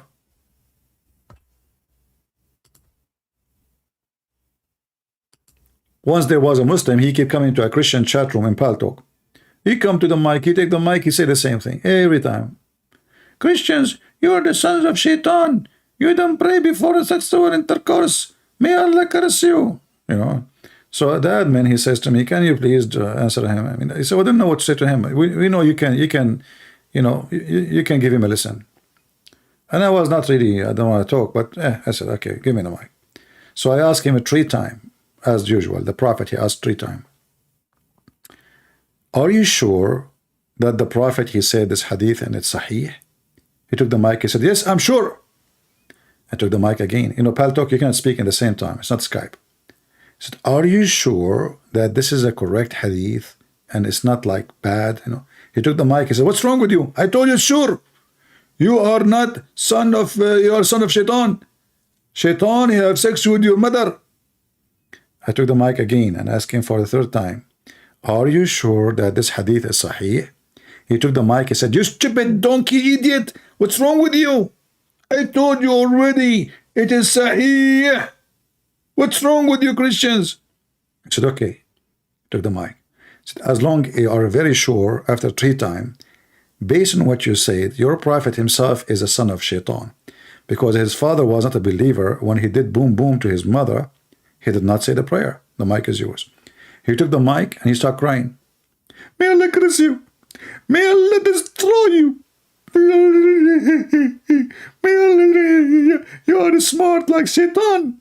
Allah will punish you. Allah will deal with you. Like, what the heck? I mean, the guy was insisting that the Prophet Moli, peace be upon him, is a prophet and the hadith is sahih. The second we get him busted from his own words, he start crying. He start cursing me and crying. And then after that, he never come to the chat room ever.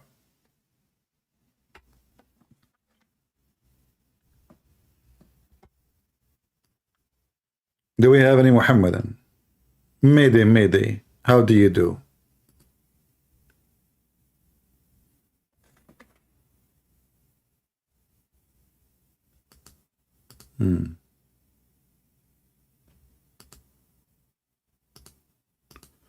Any Muhammadan?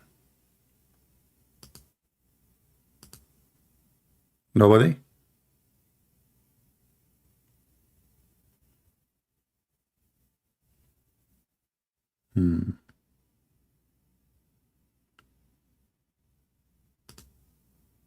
Let us play this old video. You go inside the bathroom with your left foot.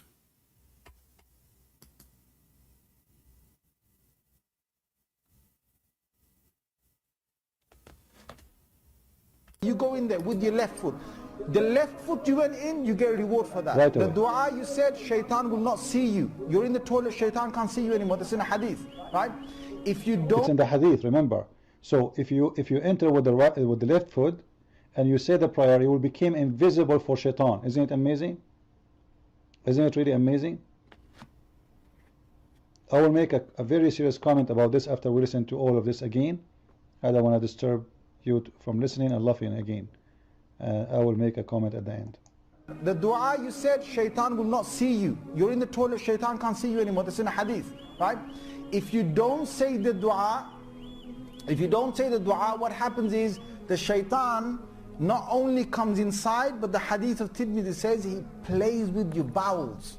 Brothers, we have to be serious here. Shaitan not only go inside your anus and your butt because you did not pray to Allah before you enter the bathroom.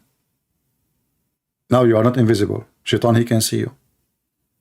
Shaitan, not only he is going to play with your anus now, not only his inside, he play with your bowels. He play like Shaitan, what are you doing? I'm playing with the bowels of the Muslims now. Shaitan, what are you doing? Okay, why you have a screwdriver in your head? I'm screwed in them. This is, and the funny is, Zakir Naik, he says, in the old days, people used to believe in superstition. When Prophet Muhammad came, people believe in superstition. But Islam destroyed superstition. We Muslims, we don't believe in superstition. They don't believe in superstition at all. Never. Shaitan, not only inside your anus, inside your butt. So you go inside the bathroom now and you want to do like poo-poo. Huh, good luck with that. If you say the prayer, brother, you will become invisible. I want to do that. I want to go to the bank next time. Say the prayer. The security will not see me. Go to grocery store. Practice Islam. Steal. Nobody will see me. Even the camera. They will see the candy coming from the shelf by itself. They cannot see me. They can see the candy getting out. You become invisible. Invisible. You're in the toilet, shaitan can't see you anymore. That's in a hadith, right? If you don't say the dua, what happens is the shaitan not only comes inside, but the hadith of Tirmidhi says he plays with your bowels. By the way, this is proven to be scientifically accurate. In fact, if we ask Ali Dawa and Mimi Hijab to take X-ray or maybe a selfie for their anus, you will see how big it is. Prove me wrong. You know, when you are a kid, are you going to know this prayer? Do really Ali Dawa, he said the prayer before you enter the bathroom? So you can tell what happened to the anus of those people.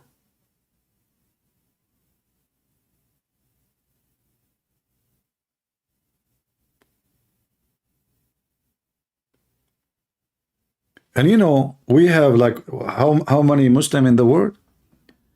Shaitan is playing with their anus. You have to enter with your left foot. If you enter with the right foot, man, Shaitan, not only he play with your anus, not only he put his screwdriver, this time is going to use electric drill. Be careful, you have to use the left foot. Bingo, not the right foot. Haram. The left foot.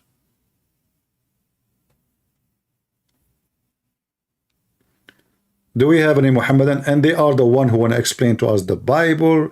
They are the one who want to teach about Christianity. They are the one who teach us about science. Brother Sitter, in the Quran, it's been in the Big Bang. What? In the Quran, there's a Big Bang? Well, this is a Big Bang, man. Don't you see the shaitan doing Big Bang to your anus? If there is a bigger bang than this. According to Muhammad, shaitan, he sleep in your nose, he piss in your ears, he jump in your mouth, he play with your anus, and he go around your penis when you have sex with your wife. If there's anything left,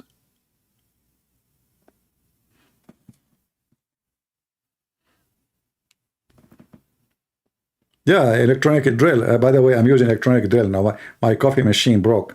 So, you know, I drink Greek coffee. I don't drink like the, you know, American coffee. It's useless for me.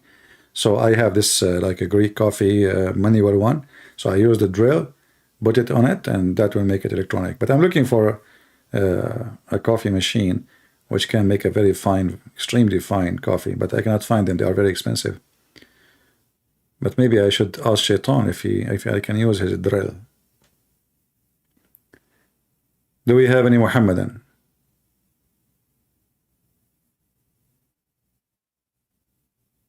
Now you know why the Muslim leaders, like, when they come to meet Trump, you will see the crown prince, he keep moving his ass left and right. Shaitan play with their bum.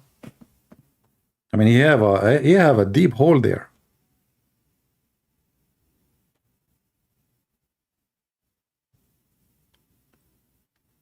Muhammad, he have a knowledge of the unseen. Exactly. He can see what happened inside your anus. I mean, what a knowledge, man. Prophet Muhammad, for Allah, he provided him with extra vision. You go inside the bathroom. You sit in the bathroom. Prophet Muhammad, he can see you.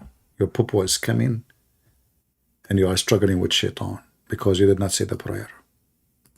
Prophet Muhammad wanted to save your anus, so he gave you the advice. Before you enter the bathroom, use your left foot. And you have to say a prayer in Arabic, not in English. No way. In Arabic, shaitan, nothing will affect him. If in Arabic, Allahumma zannibni shaitan wa zannib shaitan ma razaqtani. If you say that in Arabic, you go inside the bathroom, you are bingo, you are invisible. Hey Abdul, did you try to do that when you leave the house so your wife, she will not notice you are leaving because before you wash the dishes? Why you don't say that? Isn't it the Quran? Muhammad, he says that women are shaitan. She come in the image of shaitan and she live in the image of shaitan. Just say this prayer, you become invisible. You open the door, your wife, she will not see you. You come back home, your wife, she is sitting behind the door, still she cannot see you. She will see the door open, but she will not see the husband. Just do it. Take it easy. Yeah, it's easy. Do we have any Muhammadan? See, I'm trying to do different timing so we can get more Muslims and more audience, and those who live, like I say, in Indonesia, Korea, Vietnam. I have a lot of Vietnamese, who watch my videos because I get a lot of rice donation. So I know. So we try to do different time, but you need to, bring customers. Don't you want to see a nice, debate? What is the customers? Unbelievable.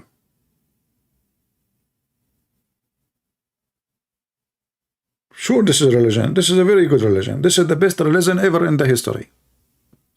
And Prophet Muhammad, he is the best prophet. He prophesied everything. As an example, how Prophet Muhammad, he prophesied that the sun set in murky water. How he knew that? He never been there. How he knew that? That is unseen because he never saw that. How Muhammad, he prophesied that he would die by poison.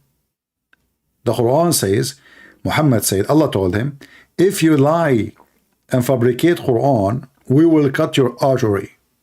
And this is exactly how Muhammad, he died. Maybe this is the only correct prophecy here. By mistake, maybe.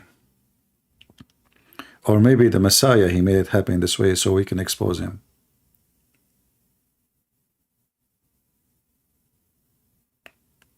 Is not Qathim, it is Qutham. I don't know, you are saying it in English. The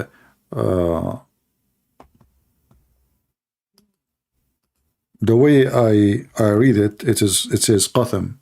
Remember, all the books in the time of Muhammad, none of them have tashkil.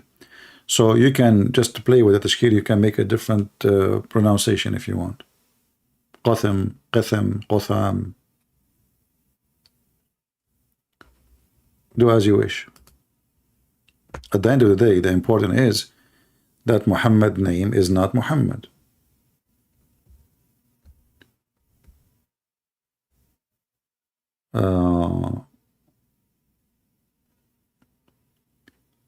You heard that Sheikh warning Abdul not to call you? Okay. Well, that will not help them anyway, because at the end of the day, we are laughing, we are learning. Christian people getting education, Muslims proven to be losers.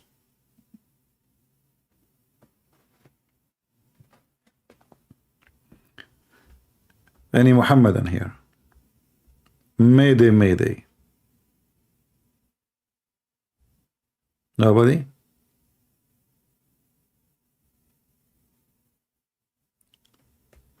So look what Zakir Naik and Mufti Menk, they proved to us today. And I hope you will share your videos, those videos, with your children. Even if they are like, as long as they understand, they are in the age of understanding, you know, especially if the topic have nothing to do with something not good for kids. But educate your children, let them see how stupid it is, and teach them how to refute the Muslim logic, which is not logical. Use their own words to refute them. If you notice, I use their words to refute them. He want to prove that Jesus did not die on the cross, but he accepted that Jesus was in the grave.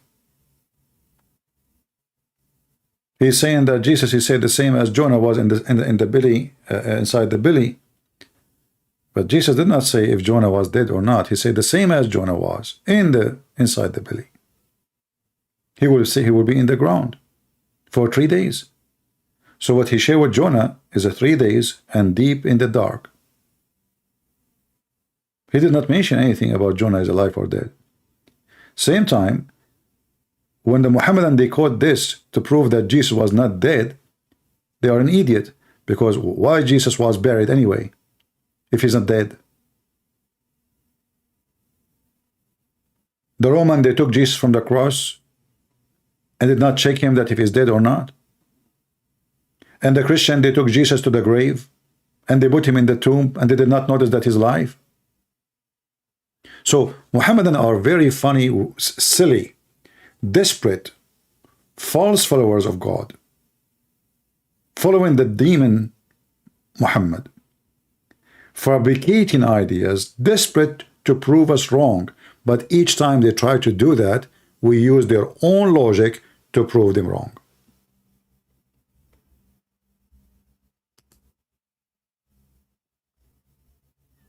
Do this guy Zakur and Ayuka dare to speak to me for 15 minutes? You know what will happen.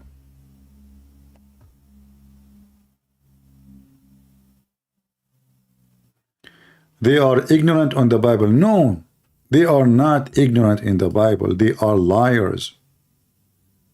This is not about being ignorant. Don't be fooled. You know, when Zakir Naik, he says, show me one verse Jesus said in the Bible that I am God, worship me. Do you think Zakir Naik did not read verses in the Bible, Jesus saying I'm God? Do you think so?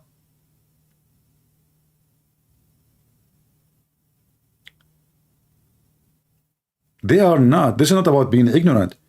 They are deceiving people. Their profession is deception.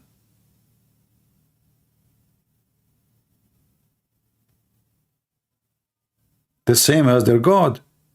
I mean, they don't have a guilt to say that their God, he placed someone on the cross instead of Jesus, which means their God is a deceiver. Actually, that's what the Quran says. Allah is a Makkar. If you ask a Muslim, do you trust Allah? Who is a Muslim there to say, I trust Allah? Nobody. Why? Their prophet taught them that you cannot trust Allah.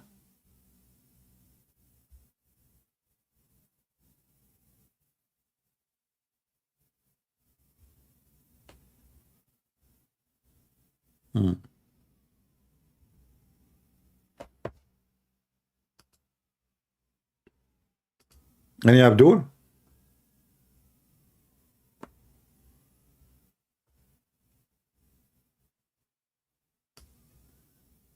Actually, even the Quran says that the only one who trusts Allah is the losers. The only one who trusts Allah, they think they are safe from the deception of Allah, is the losers.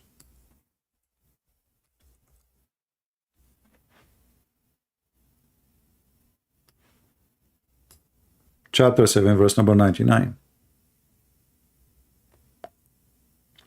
And look how the Muslims, they translate the word makr as the word plan. Plan. You go to dictionary, you search for word makr, you will see that the word makr means plot, conspiracy, evil. What plan?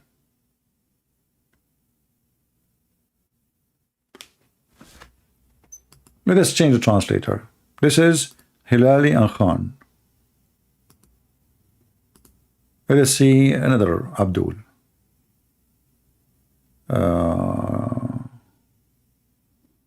I cannot see the name. Let us see this one. This one is who? Khattab.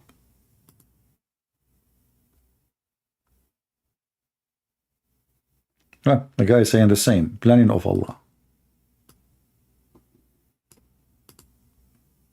Mawdudi. Doody. The design of Allah. The one who feels secure from the design of... And the funny, by the way, they are saying the one who feels secure. So, can you feel secure from Allah? Which means if you are a Muslim, you are the one who don't feel secure from Allah. The one who feels secure from Allah is the loser. You cannot feel secure with Allah. This is their stupid translation. Muhammad Asad. Let us see what this guy, this is the jewel he will bring to us.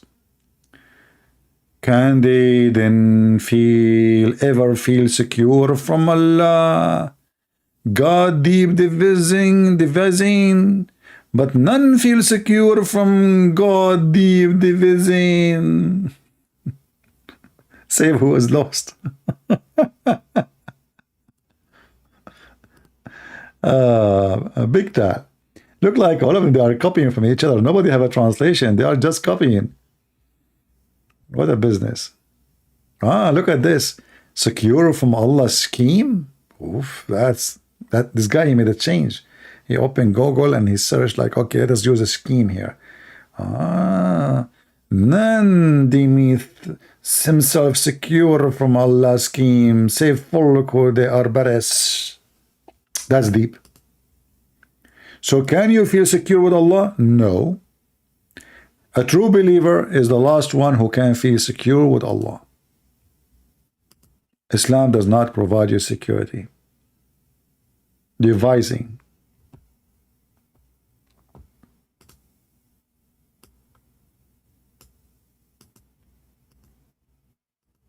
There's a hadith, let me see if I can find it.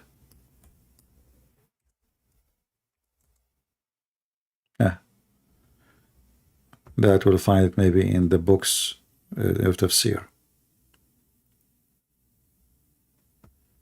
Yeah.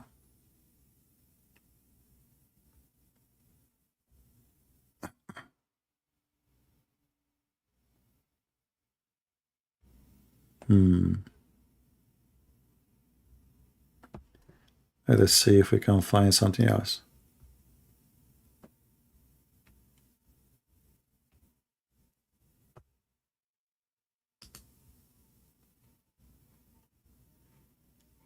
Until now, zero Muhammadan.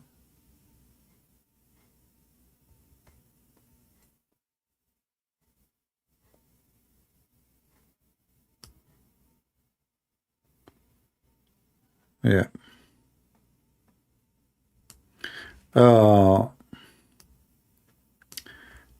Actually, there's a hadith. Let me try to remember it. This one is even more clear, showing you how stupid Islam is, and anyone who trusts the God of Islam and he accepts to be a Muslim.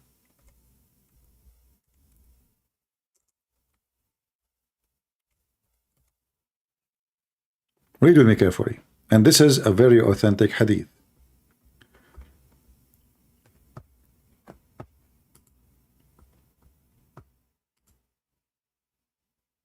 Uh,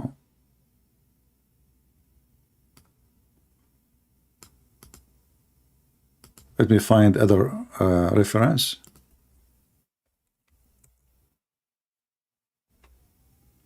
As you see, this is exists in Sahih Muslim and Sahih al-Bukhari, very authentic. So Allah Apostle said, the deed of any of you will not save him from hellfire. You know, if you take this one alone and you study it carefully, you will find that this is alone will destroy all what Islam teach, because the Quran says those who do good deed and etc. You know, they have nothing to fear. There's gardens for them. But look what Muhammad saying. The deed of any one of you will not save him from the hellfire. Okay, we are listening. They said, even you, O Messenger of Allah. He said, even I will not be saved unless an angel bestows his mercy on me.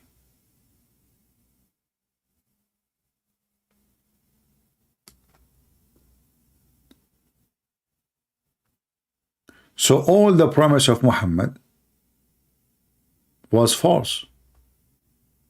Your deed mean nothing. And this is the Muslim translation, by the way, which is far away from the Arabic. Not even you, O Messenger of Allah. He said, not even me. He replied, unless Allah cover me with his mercy. And then Muhammad, now he is trying to cover his poo-poo. He said, okay, but act correctly, okay, act correctly. And worship in the morning and in the evening. So, because a prayer is a good deed.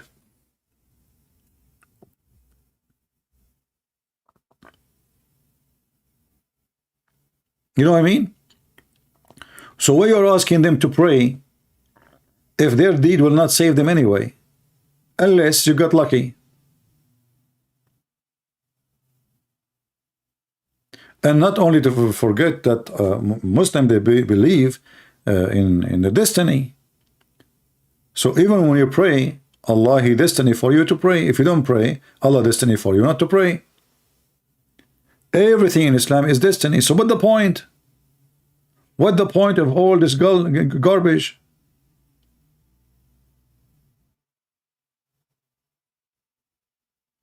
Even Muhammad, he cannot, and he is not sure from salvation unless he got lucky and his God, he round him with his mercy. And as you see, this is very authentic. This is al-Bukhari, this is Sahih Muslim.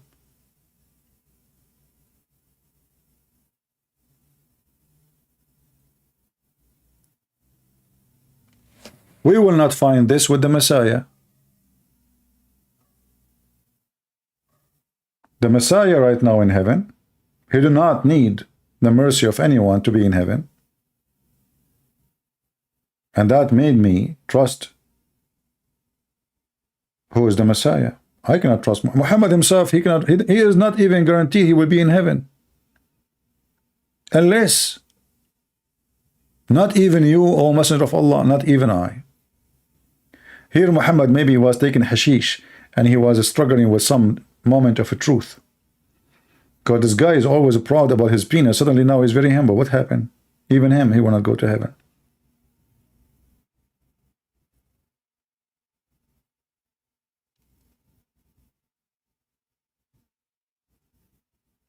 Any Muhammadan?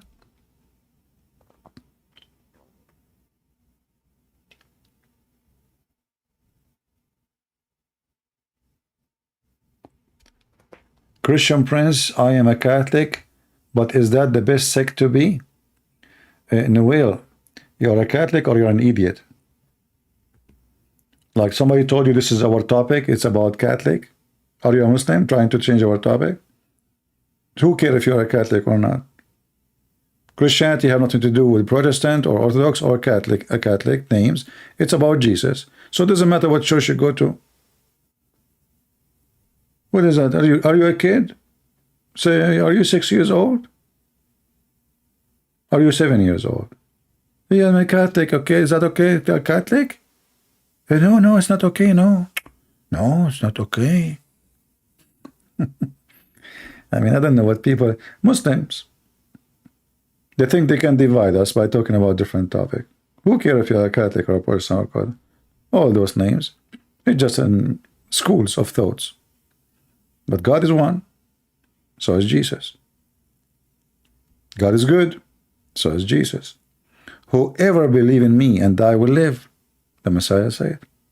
Not whoever is a Catholic or Protestant or Orthodox. Only foolish ones.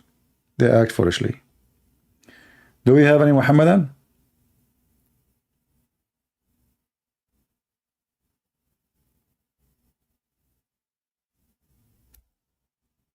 Yeah, Abu Bakr as-Siddiq, he said that hadith, the Muslim, they will say is da'if, it's da'if, da'if, da'if. La amaru makr Allah.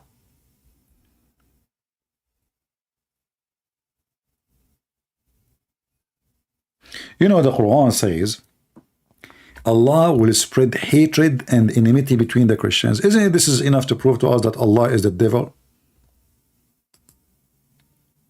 How many times you hear Muslims saying,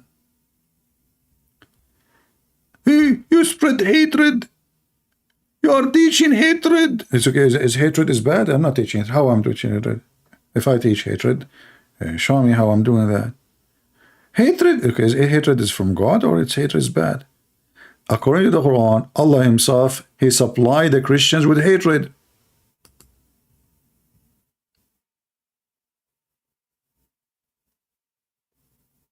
Enter the day of judgment. And the purpose of that, because Allah, he wants the Christians to be evil people. For he is Satan. So do you see the difference between the Messiah and Allah? The Messiah, he says, I came for the sick, not for the healthy. So let us say the Christians are not healthy. Hey, shouldn't Allah save them?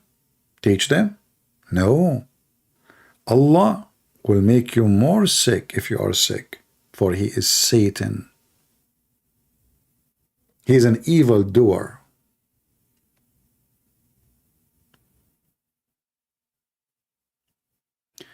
Can you review the debate with Daniel Hitchcock? My friend, I don't find those debate are debate. I don't know the, but I mean, did you ask yourself about this guy Daniel? He want to debate everybody except me? I mean, who care about this guy? What he's saying? Who is this guy? Nobody. Why even you debate him? Let him call me. He's just a kid. He's just a stupid kid. Is he a sheikh? Is he like a guy who have like a? He is a leader of the nation.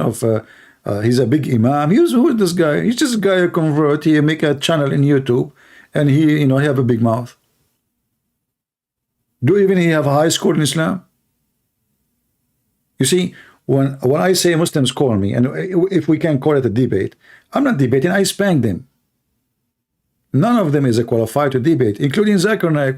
What is the education of Zakir Naik for Islam? Nothing. So those are a bunch of rubbish, and when you are rubbish, you say whatever you want. Because who care? Mimi hijab. Okay, what is the education of Mimi hijab about Islam? What is his degrees? He have a website. He says he's a philosopher, but isn't it philosophy against philosopher? Why, you have a bachelor degree, you became a philosopher?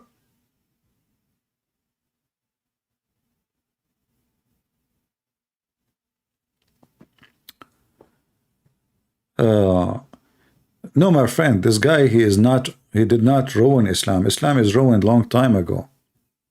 They are just a bunch of kids. When you are a kid, even the Muslim will not get hurt by what he's saying, because this is Islam. How he ruined Islam?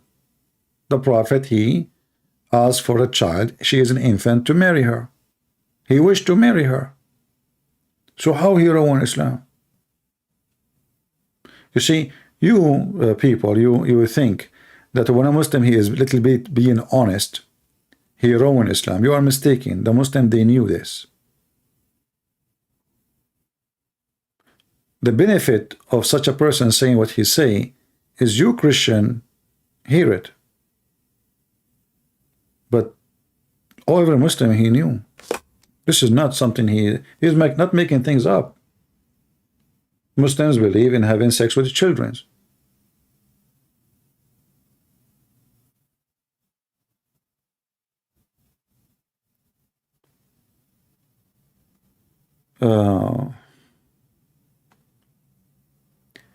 But you will notice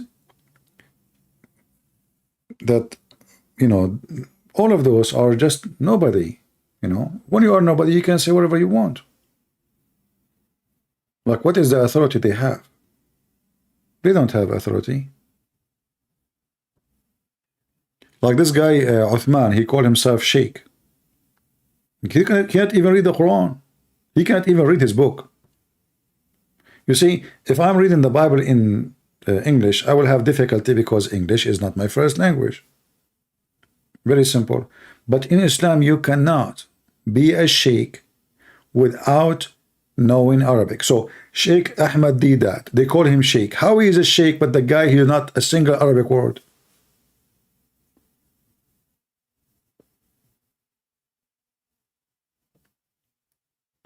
Islam is not like Christianity, and not only that, actually, in Christianity, like you might find now somebody, he called himself a priest. Some churches, you do not need to study Hebrew and Greek, etc. But in the major churches like Orthodox or Catholic, you have to learn languages. Like the Greek Orthodox, you have to speak a Greek and you have to learn Hebrew. Otherwise, you will not be even considered to be a priest. It's not just like you know, you wear a uniform and you have to study bachelor, master, PhD, languages. Then you learn about the like word by word what they mean in details, not just the language I can speak. Then you study liturgy. I mean, it's a lot of a study. A Muslim, a guy, he don't even know anything. He grab his episticle when he is praying. You will see him. He grabbed the jalabiya. He hold his penis, and now he claimed to be a sheikh because he have a beard.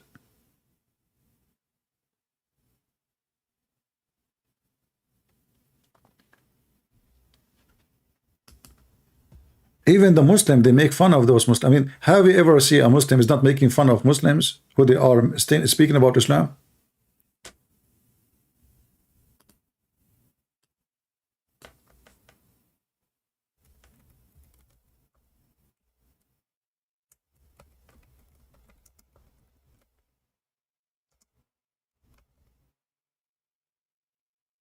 Let us see.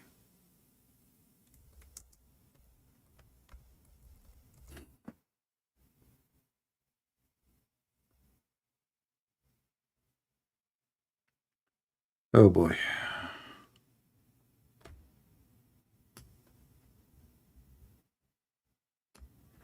Those are Muslims' videos. The guy cannot recite the Quran. He cannot read the Quran.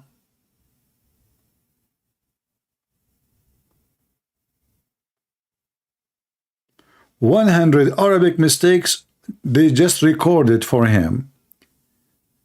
This is the Muslim video, not my video. 100 Arabic mistakes, and they call him miskeen, which means stupid. 40-minute video, but he called himself a sheikh.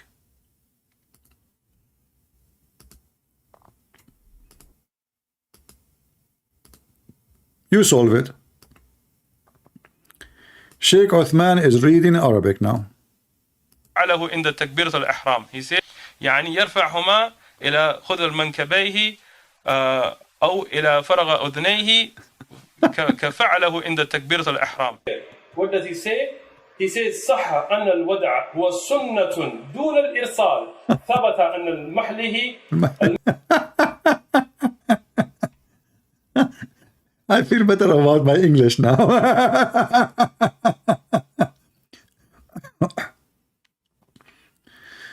And not only that, he add words is not even there. You know, he add words to the Quran. They are not even in the Quran. So those are the Muslims. They are recording his videos and they come like, you know, they just got some of the stupid things he's saying. He grew a beard. He make a lot of money from YouTube. They invite him to a conference. He called himself a sheikh. To get more popular, he claimed that somebody attacked him in the parking spot and he put some ketchup on the, you know, we got you in video. Where is the video? Post the video. We got you in video, okay? We got you in video. We will find you. Where is the video? He did not make a police report. The gas station have no idea about they never saw anything. No, even security cameras. You know, every gas stations, especially in California, have many cameras. They are required by the insurance companies. It's a must. It's not up to the gas station to have, you know, security camera or not.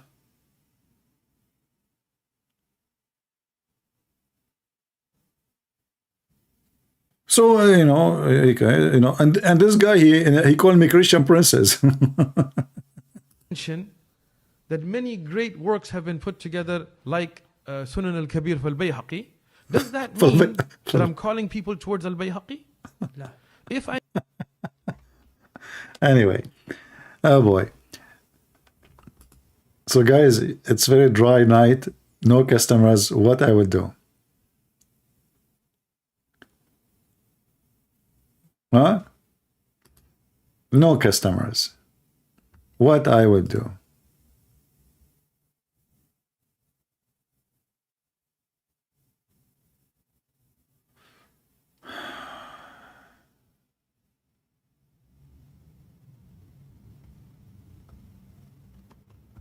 Let's see, this guy, he texted me a long time ago. Is he a Muslim? See what happened when you are trying to find a customer? No customers.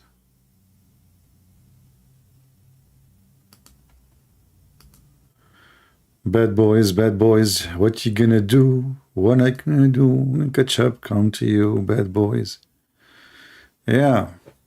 Zakir Naik do not know Arabic. Dida do not know Arabic. Ali Dawa do not know Arabic. This potato do not know Arabic. I mean, oh, so how in the world those people they can understand? And not only that, what make it more funny, the Quran itself says, we never send a messenger to people, to his people, except in their own language, so they might understand. So the Quran work against the Quran. If Allah never sent a messenger to any people unless he is from the people, speaking the tongue of the people, and what is the reason, the logic, so they might understand. Okay, sound good. So how Zakir Naik he can understand?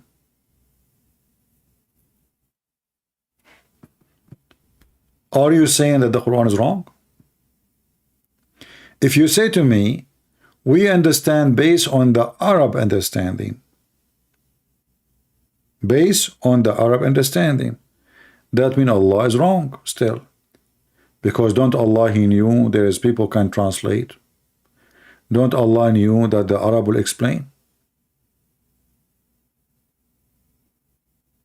And how Muhammad will be your messenger anyway? Because he have to be from the people. In Arabic it says, bilisani qawmihi, in the tongue of his people, You see, even in the stupid translation he says, except with the language of his people. So they have to be his people. This is a condition. It have to be the message in the language of his people.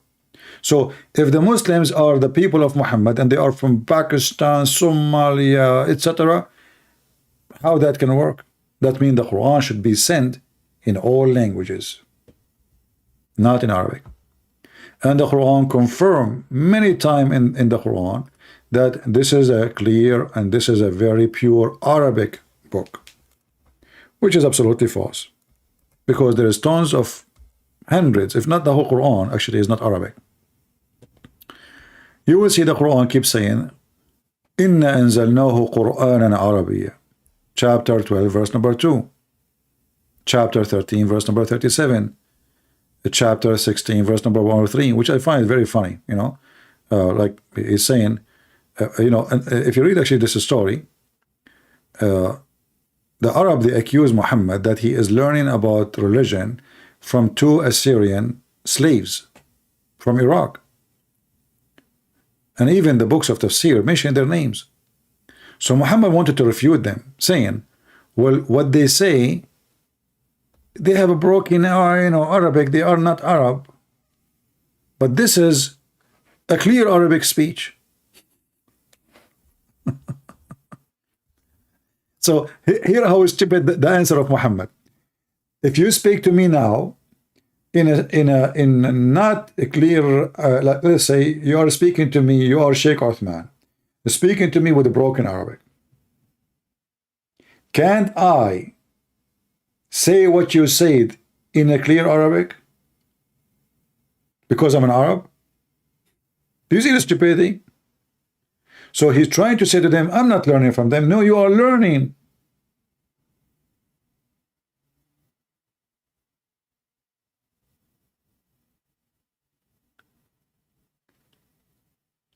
And what make it more funny and stupid, that this is a clear Arabic, yet every Muslim have different explanation and interpretation for the Quran.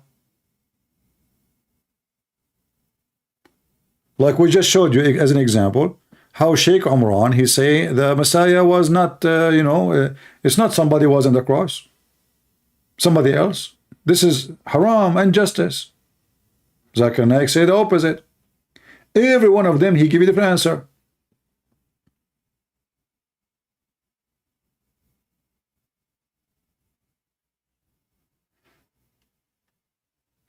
Very clear Arabic.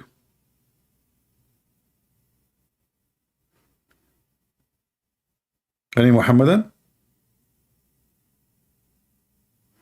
And you know, the Quran is so clear Arabic, and the same Quran says this is a book no one understands it save Allah.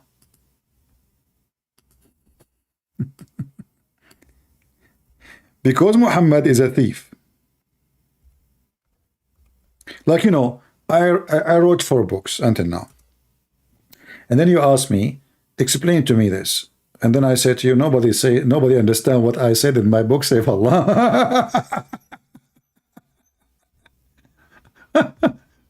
How that work for you? Muhammad is a thief.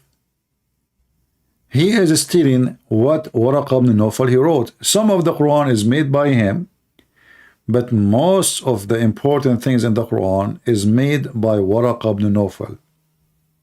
So Muhammad wanna cover his ass.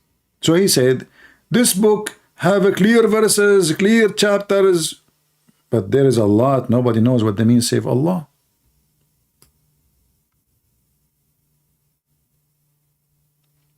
And those who they are grounded in knowledge, they say we believe.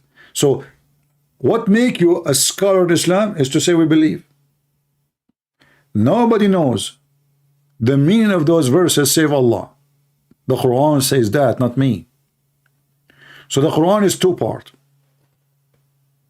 Actually, there's one more part. Like, I don't know if you're like, I don't like to speak about those things because it might be too much for an average person. But the Muslims, they have many sects.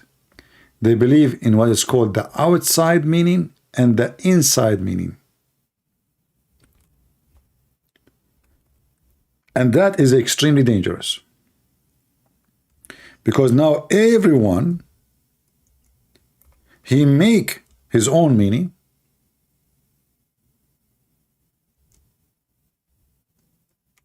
As he wish.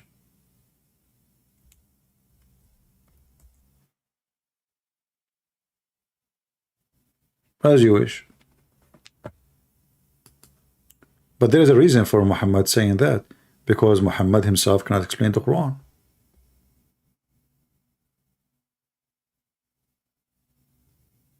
So go play with it. As you wish. There's inside meaning and outside meaning.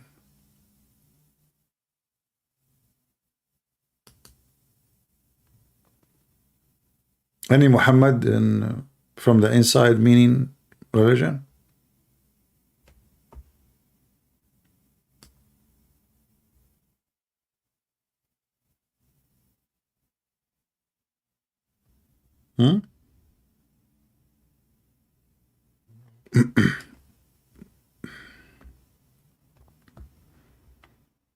That's why if you sit between the Sunni and the Shia, the same word, the same verse, the same, I mean, the Shia are not only one sect, there's hundreds and maybe thousands of sects, the same as the Sunni. Each one of them, he have his own interpretation for the Quran.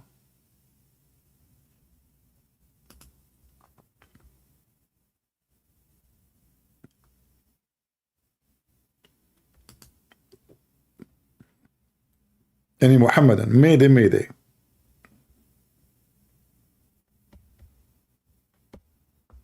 Nobody?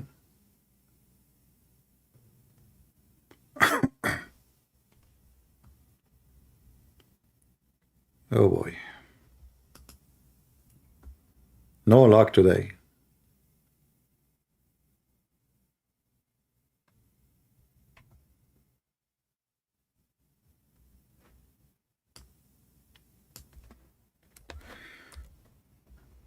Let us see how the Muslim translate this word actually.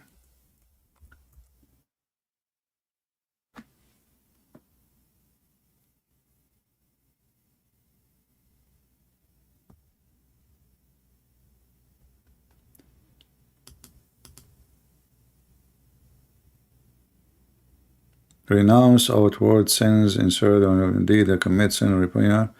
I'm just trying to find how they translate the word batin.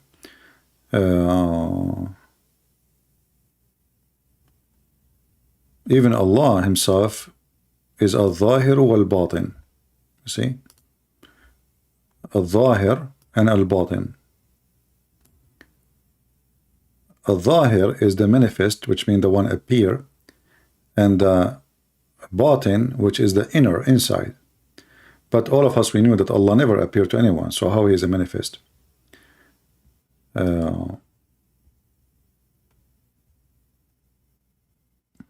Yeah.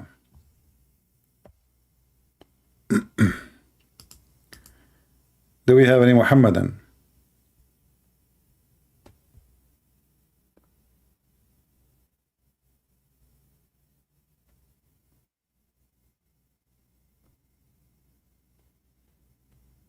Any Abdul?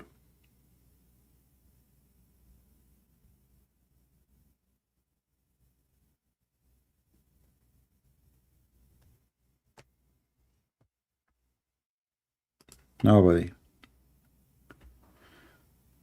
Yeah, 1,000 and not even a single Abdul. Well, our luck, what we can say, I mean, the only Abdul he call us is Fakira. You see how lucky you are. If apostate prophet he go live, the Muslim wanna call.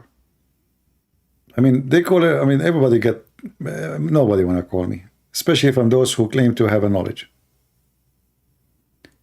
The funny is, there is a Muslim in Skype. He says to me, "Are you kidding me? Is that your level? You are calling me? I do not know. Call the one who knows. So why you are texting me?" We stay here, keep saying who is a Muslim, any Muslim. We ask them to call the Sheikh. And then when you call them, they text you in Skype, you call them back, he cry and he say, "Why you are calling me?"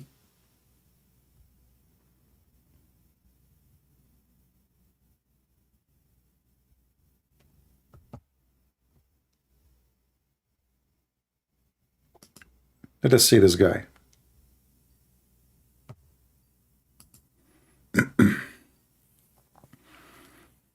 There's a guy, he texted me. I will see if he will answer.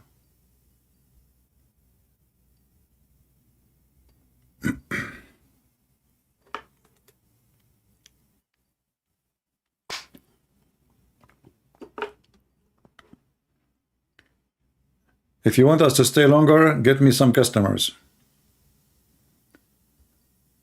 Otherwise, I need to find a popcorn in my own way.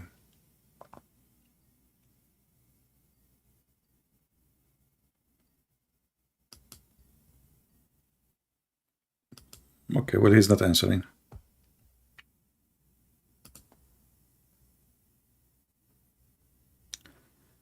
He is not answering.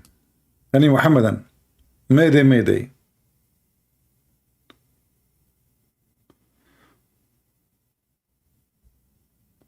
We are Islam. What is your your fertile faith ground on?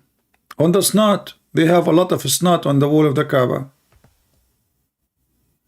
I mean, that alone is enough to prove to you that Allah is God and Muhammad is a prophet. You know, the Messiah, just because they were selling and buying, not even in the square of the temple. You see, if you go right now and search how the temple was built, you will find that there's many squares, and there's the outside square where people were buying and selling.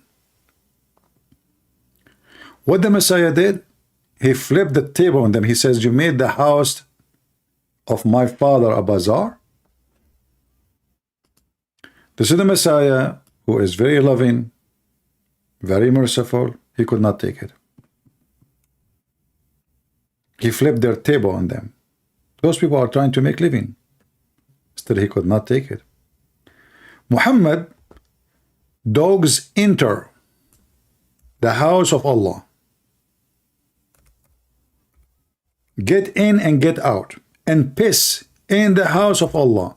And Muhammad never, and neither the Muslim, they sprinkle water to clean it. The reference in front of you. And this is Sahih Bukhari. Do you think a person who really believes in God, whoever that God, even if it's Satan, he will let a dog piss in the house of his God, and he is so lazy as him and the rest of the believers to the point nobody want to clean behind him? Can you believe it? And what make it more funny, the Muslim, they say that if a dog he lick you, he is so dirty. Now the dog is not licking you, the dog is pissing on you.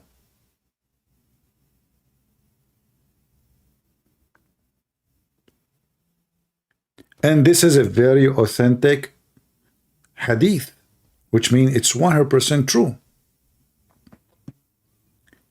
And what make it more funny, they never used to sprinkle water on it. The Muslims, when they pray, they put their head on the floor. Who was pissing there? The dog.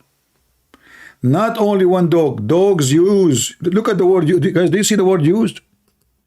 I want to teach you something how I read. I don't read like others. I focus in even letters. Used. It's not like one time a dog get in and he pissed. Dogs used to urinate and pass it through them. So it's very normal to see dogs going inside the house of Allah, pissing in the middle of the mosque, or maybe in the feet of the Muslims. You know, dogs, they like to have something to stand on. Like he left his leg up, the column of the mosque, the stand of the mosque. I mean, poor dog, where he will go?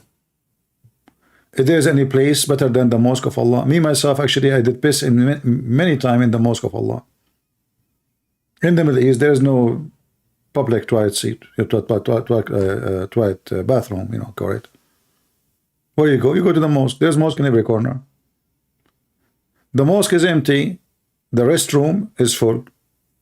Everybody in the bazaar, in the market, is in the bathroom. You want to piss? You go to the mosque. The dog, he said to himself, uh-oh, I found a place. Let us go there. Join the club. Am I lying, Muslims? It's in front of you. And you know what make it more funny is the details. Do you see it says that during the lifetime of Allah Messenger? You see, I'm trying to make you, to teach you how to focus in the text. During the lifetime, I love the word lifetime. So the lifetime of Muhammad was the most pissy, dogs pissy in the mosque, brother. All the life of Muhammad, dogs piss in the mosque.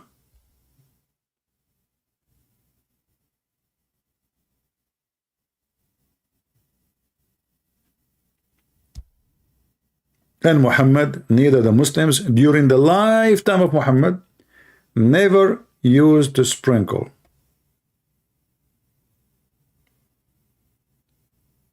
So what happened? Like, do you do it after the death of Muhammad? You clean now?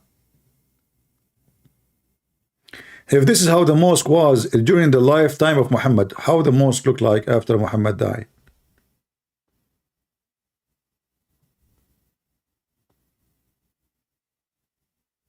Maybe the dogs were attracted to Muhammad's smell.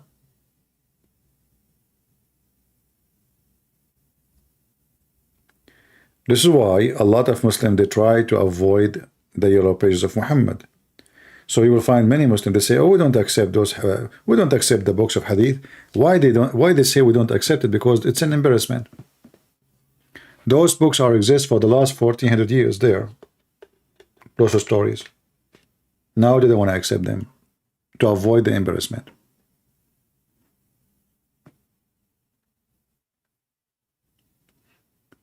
And the simpler question you need to ask yourself, if Muhammad had a little jealousy for his God, little jealousy, how he allowed dogs to do that? Not only that, there's a story about a Bedouin man. He go inside the mosque, he unzip, he grab his penis, and he started sprinkling in the mosque.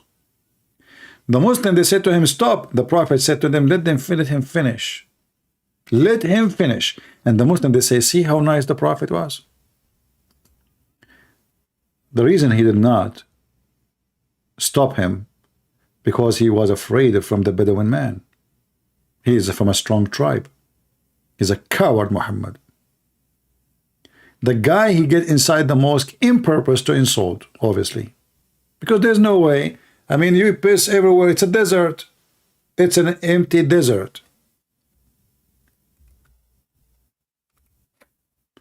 Why the guy will go inside the mosque during the time Muhammad and his companion, they are praying?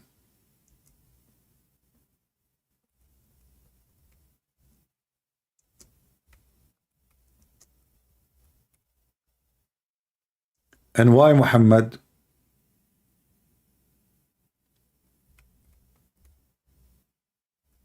told them, let him finish it?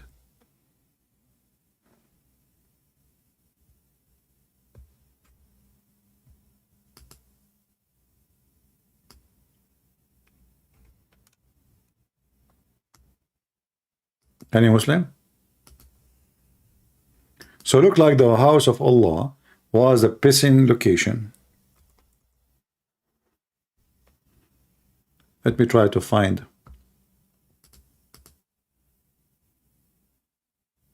And the funny, by the way, there's books, they claim that there is a benefit of this story.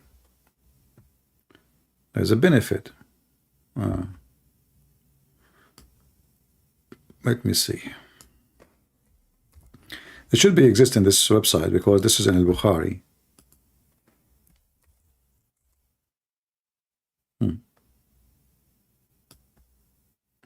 A Bedouin urinated in the mosque. Some of the persons stood up to stop him. Okay? But the Messenger of Allah said, leave him alone. Don't interrupt him. Then when the narrator said when he finished, he called for a bucket of water and poured it over it. This is Muhammad.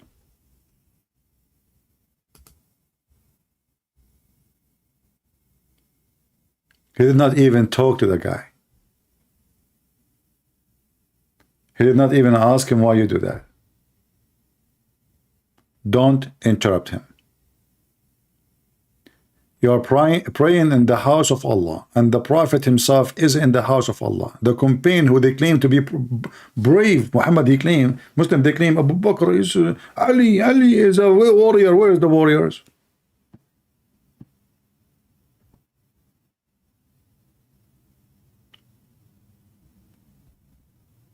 Don't interrupt him. So you can imagine this guy is like holding his penis and thinking, hey, Muhammad, don't look. Hello? Show respect, man. Don't you see what I'm doing?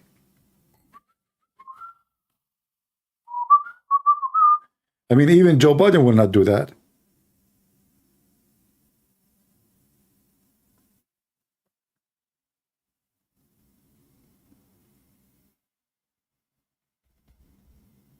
Any Abdul? Mayday, Mayday, how do you do? Can I go to your mosque to piss with you? Prophet Muhammad? Don't interrupt him. Why you do that? And the Muhammadan, they say there is a great benefit from this story. What is the benefit? Hmm?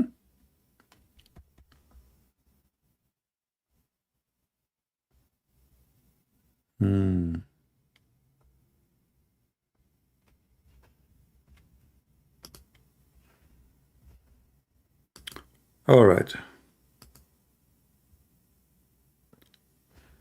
I guess we have enough for today. I leave you with the Bedouin. He just gave a blessing to the mosque of Allah. And obviously the Bedouin, they used to respect Muhammad a lot. You can tell. And Muhammad was a very clean person. You can tell. And dogs themselves, they love to go to the house of Allah. This is telling you that even dogs, they believe in Allah at that time. To the point they go and donate their piss inside the mosque. I mean, the dog, he said to himself, I'm not going to fertilize anywhere. I will go to the house of Allah. I piss there, and a palm tree will grow. Right? But I wonder what kind of dog it was, this dog. Do you think it was a holy dog, maybe? Chihuahua?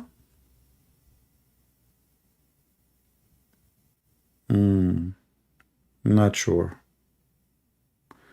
We need to make a study about it.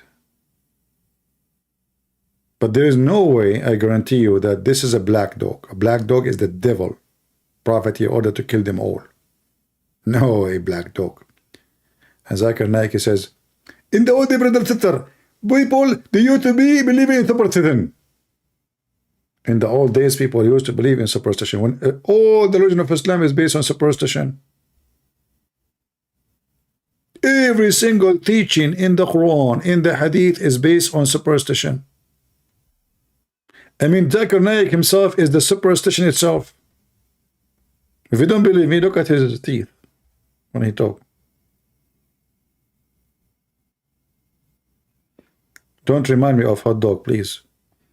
First time I came to America, like this is the first week I was in the state. I went to a church and I met with nice people, very nice people. And there's a guy, he want to be so friendly to me. So after the church, he said, do you want to go and we eat together? I said, sure. Are you hungry? I said, yeah. And then we went downtown, and then the guy, he said, let us eat hot dogs. I was like, oh no. Oh boy. So what do you want to eat? He said, hot dogs. It's very tasty. I was looking at him, what the crazy guy. He want to feed me dogs. You know, I said, you know what? I'm going to go home. I don't want to eat really. He said, no, you told me you are hungry. I said, yeah, but you know, it's okay. Like, I don't know what to say to him. Like 5 minutes ago, I told him I'm hungry. Yeah, let us eat. And now the guy is saying to me, he want to eat hot dogs. And I was saying to myself, what's wrong with those people in America? The dogs? I mean, what about hot chicken? What about hot birds? What about hot beef? From all the dog. And I said, okay, you know what? And then the guy did not understand really. But he was nice. He said, okay, I'm not, if you don't feel comfortable, it's okay. You know? And he said, I will pay. I said, no, it's okay. It's not about, I need to go. And then long after, he said to me, by the way, like, when in the other day, when I asked you to go and eat, what happened? I told him, I know what to tell you. Anyway, it was funny. But for me, I thought it's really, he's going to feed me dogs. I never heard of hot dogs before, you know. It's not like today, like there's internet and everybody knows. And, you know, like in the Middle East now, you have a McDonald's, you have all kind of food. And all days, whenever hot, I know in English, hot, and I know what dogs mean. And the guy just said to me, let us eat hot dogs. And I was like, what? How lucky I am. You know? Hot dogs. Anyway, I was like Prophet Muhammad, who is illiterate.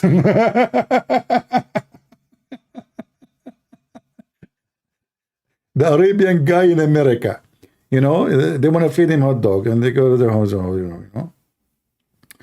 Yeah, so you have to be careful with what you eat in America. Those Americans, they eat crazy stuff. You choose Muhammad over your idol, so your prophet, if Muhammad has became your idol. Thank you very much. I mean, you know, the Muslims, I don't know, are you a troll, or you are just making poo-poo in purpose? Are you a fake Muslim, or are you Muslim? Look what you just said. I choose Muhammad over your idol. That means Muhammad is your idol. I hope you don't mean the American idol. Because I'm not sure in the pervert TV of those liberals, maybe they will bring your prophet so he can tell them how he used to have sex with all his wives without washing in one night. One night. In one night, guys, the guy is going from a woman to a woman. Now, I mean, I'm not going to tell you if the story cannot be even accepted. I mean, have you ever heard of a man can have sex with 13 women in one night? Night, not day, not the whole day. And not only that, he do it without washing. He wash at the end. So you can imagine how many sexual diseases is there. All the wives. Finish the first one, you go to the second one. Second one, take off your panty. Al-Takbir, Allahu Akbar. Let's pray together to Allah before we have intercourse. Now, for sure, this is a fake story. I mean, Muhammad himself, he says he was the most weak person between all mankind in intercourse. And then he invoked his God, and his God, he sent him a dish of shish kebab. He ate it, he got the power of 40. And what is killing me about the story of the 40 men of power in sex, how Muhammad, he measured his penis power. You know, like you buy a machine, they say to you 2 horse, 5 horse, 100 horse. How Muhammad, he measured that his penis have the power of 40 men. Did the Muslims, like, they brought 40 men and they measure how many times they can do it, and then they come to the conclusion that Muhammad, he have the power of 40 men. Why he stuck with number 40? And Muhammad in the heaven of Allah will have the power of 4,000 men. I don't know if I can explain to you that, but most of you are not in the age to explain to you. Any of you is here is over the age of, are you mature over the age of 7? You have to be mature in Islam to be over the age of 7 or 6, like Aisha. So, every Muslim in heaven, he will have the power of 100 men for sex. Bingo. Wonderful. Muhammad in heaven, he will have the power of 40 men of people of heaven in sex. Bingo. That means Muhammad will have the power of 4,000 men in sex. Isn't this beautiful? Think about it. The guy, his penis never stopped working. 4,000 men. Muhammad, he grab it and he start shooting. Oh, Prophet, I'm Ali Dawah. I did. This is not. Oh, sorry, I thought you are a female because you have a voice of a female. Okay, move around. 4,000 men in heaven because he's blessed by Allah. He's an American Idol. This is exactly what happened with American actors in the movie. I mean, the gun never get empty. Watch an American movie, the guy never get. And if he injured, like Sylvester Stallone, he was injured in the right shoulder in one scene. The second scene, it was the left shoulder. They forgot to switch the t-shirt. Muhammad penis is the same as an American movie or Indian movie, if you like Indian movies. I know many of you like Indian movies, don't you? I mean, it's the most entertaining movies ever. Drama, crying and dancing, crying and dancing, crying and dancing. American movie, violence, shooting, killing, chopping head. Very nice. Chop his head. Horror. Nails. Chop his head. Terrorist. I mean, very nice. Unbelievable. And, like all movies in the world, they are really educating your kids to be how to be a good kid. Starting from the movie of Muhammad, peace be upon him. Maybe I should make just a special video about movies, about every country, because every country have something hilarious about their, let us say, entertainment. Like, Mexican, they are crying. Iraqi, oh boy, Iraqi, they love to cry. Their song is sad. Even when they have a wedding party, they are crying. Funeral, they are crying. They pass the test, they are crying. They fail, they are crying. They enjoy it and they love it, Okay, welcome to Iraq. You go to Egypt. In Egypt, hit in the drum with your fingers, everybody is dancing. 2 seconds. Just take you 2 seconds. We'll make the whole bus dance. 2 seconds. I don't want to continue. I mean, the whole... but I found that the movies in history speak of the culture of every nation, how every nation present something unique about them, how they try to use, like, if you are coming from a nation which is very emotional, they play with your emotion. So the whole country is at home watching Cassandra. Cassandra. Cassandra is sick. The whole country is sad. Cassandra is laughing. The whole country is happy. They change the vote for the president because of Cassandra. It's the last series, the last day of Cassandra. You cannot do that to us. They delay the election for the sake of Cassandra.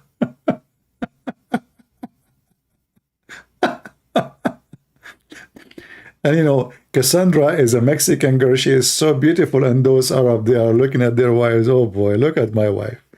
Look at her and look at my wife. Why this is happening to me? I mean, look at this. And then everybody start calling his daughter Cassandra. But Cassandra and TV have nothing to do with Cassandra in the front of me. Oh boy. Anyway.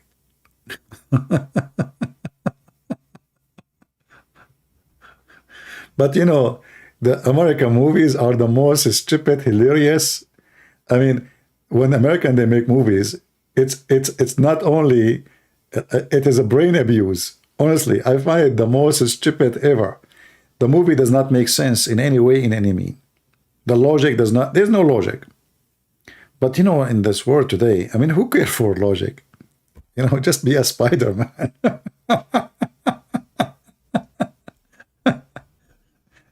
It looked like that our comfort zone is to be stupid. You know what I mean? It is really a pressure in our brain to think or to be smart or to question. So just take it as it is. Oh boy.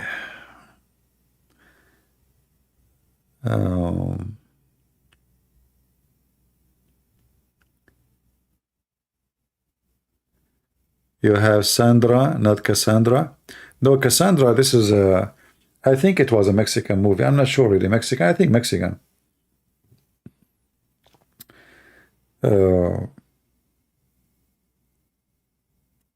it caused a big problem in the Middle East. Big problem. A lot of divorce happened because of Cassandra. People get killed, you know. A lot of theft. Because what people even they do, like, you know, you invite your friends and the friend of your friend to come to your house so you can watch Cassandra, like a group watching. Then the thieves will know that the whole city is dead. The police even busy watching Cassandra. Nobody is there. You can go to the house of that guy, take his furniture. Even the neighbors, they hear the noise, nobody care. Everybody watching Cassandra. Yeah, she was a gypsy in the circus. You are right, yeah. Here we go. Alfred, he was... Alfred was watching Cassandra with me.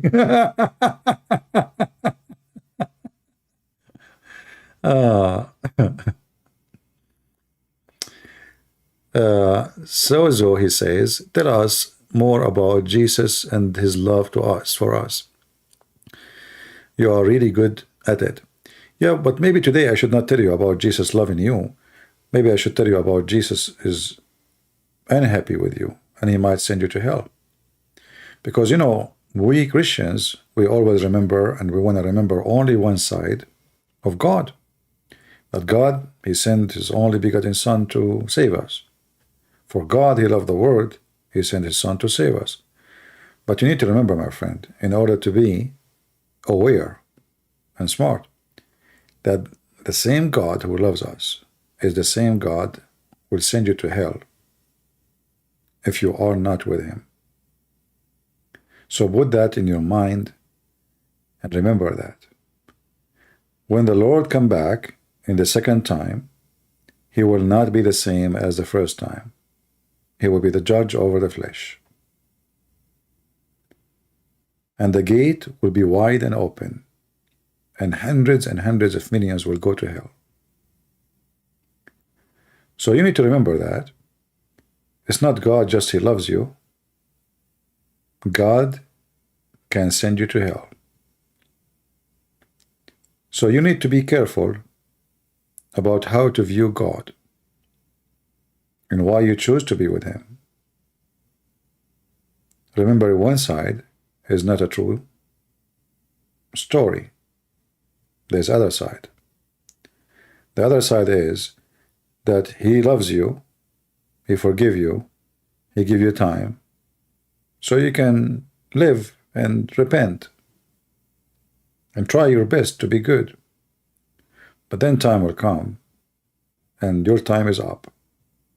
He give you all the time you want. When your time is up, God will be your judge.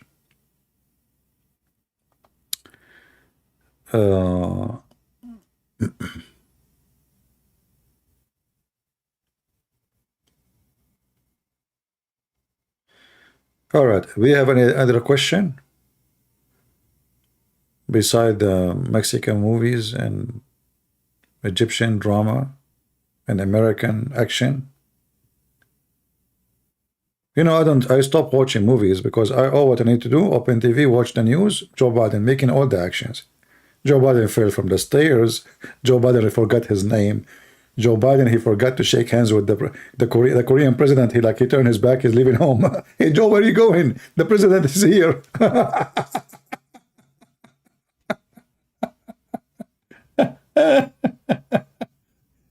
I mean, imagine you have a guest, you forget that he is there, you go home. I'm going, okay, bye-bye, I'm leaving. Where are you going, man? The president's still here. They gave him a paper telling him the names of the people who they are around with pictures. So this is the wife. There's a picture for her, you know. Don't forget, this is how the wife looked like.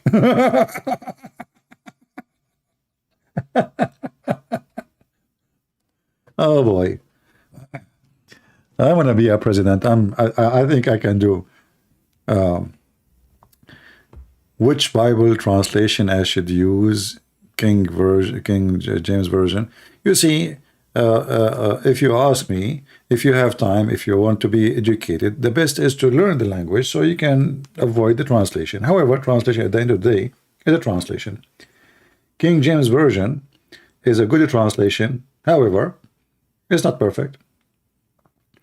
I think the Aramaic, the Peshitta translation is way better. Aramaic English Bible. You have to check, you have to study them, because at the end of the day, translation is translation. Right?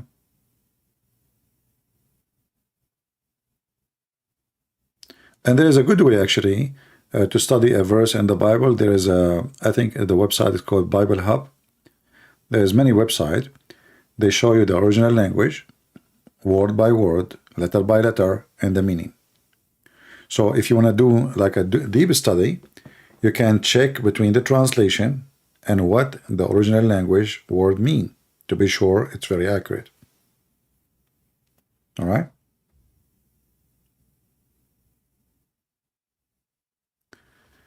The Aramaic Bible. Let me send you a link. Hold on. Let me find it.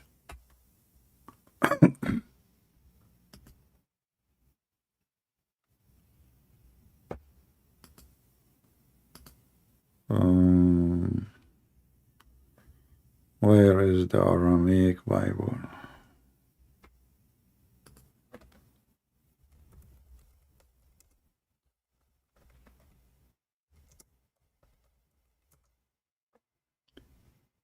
All right.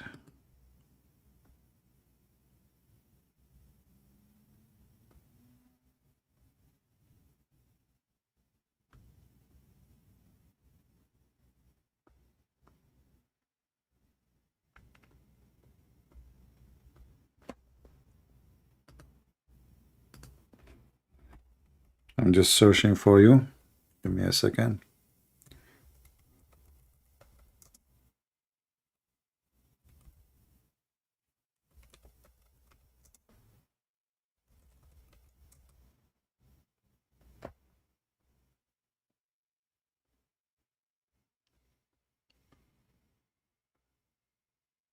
I'm searching. It shows me books. Where is the website? You know, when you want it, you don't find it. Very strange.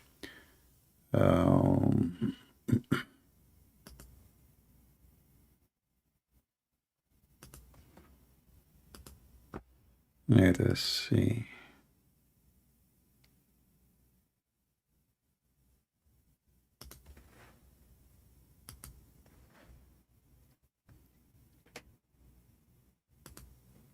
I think it exists in Bible Hub, as I remember.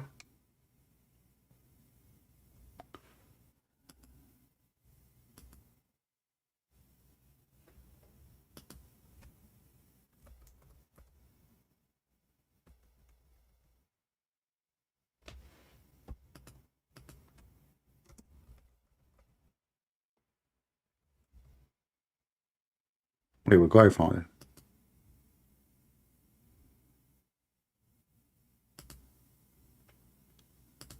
There's something wrong with my internet. It's slow. All right. This is the link. Okay. I don't know if it's going to open for you in the correct way, but we will try.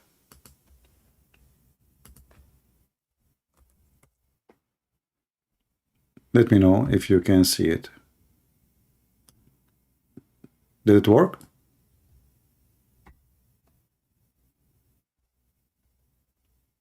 Do we have a success?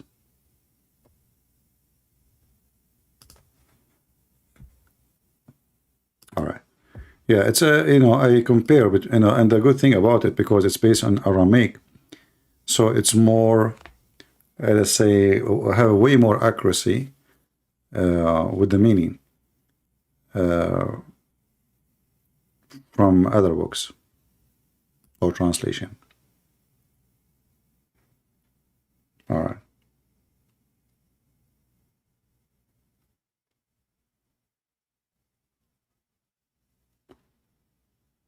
Any more things? Can you share the link for our Father out of heaven prayer? All right, give me a second.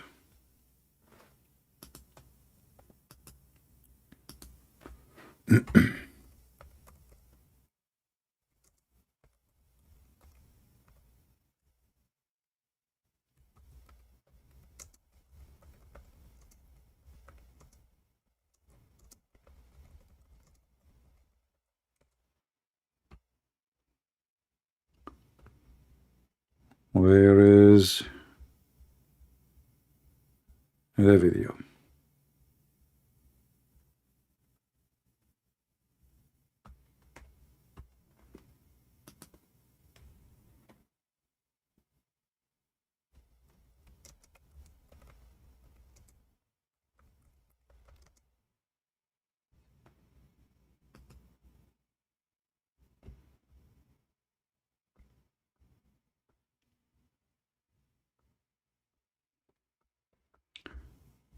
You know, my stupid keyboard. I switched to Arabic, it's switching to English. I switched to English, switched to Arabic. Something wrong with it.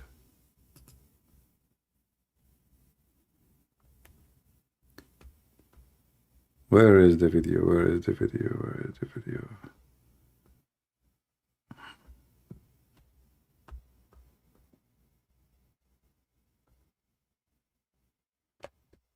Oh boy.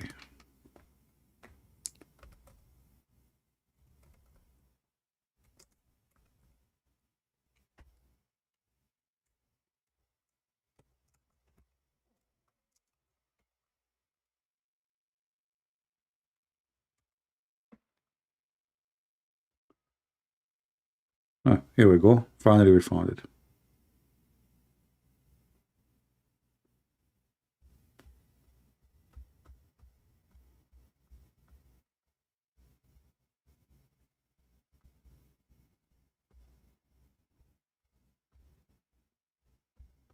All right.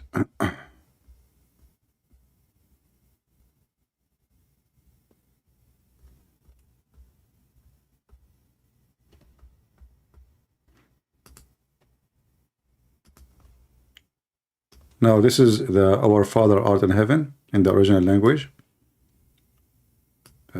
Actually, let us play it so we can hear something nice before we go. Shall we?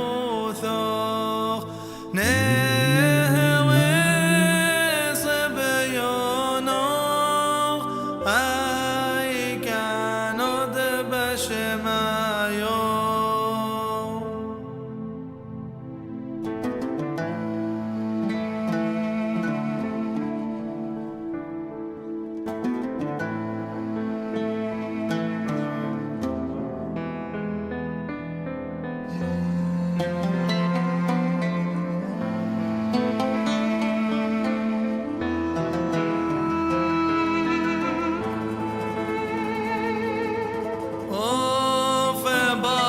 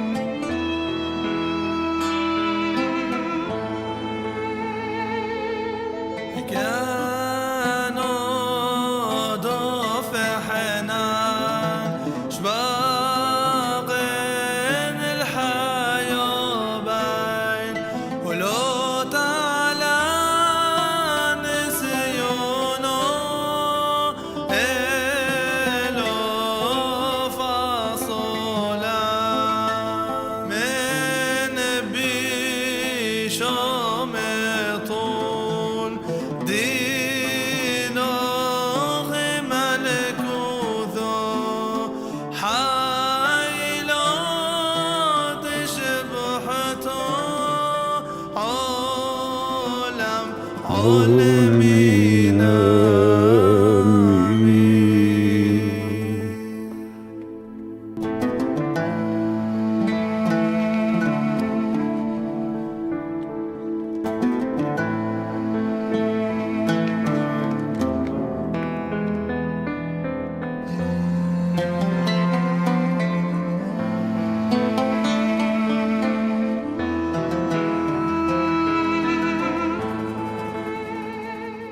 All right, I'm into that. This is in the old Aramaic, you know, and the Syriac church until now they speak it. Actually, they pray in it. They don't use any other language. They speak only, they pray only in Aramaic. It's a beautiful language.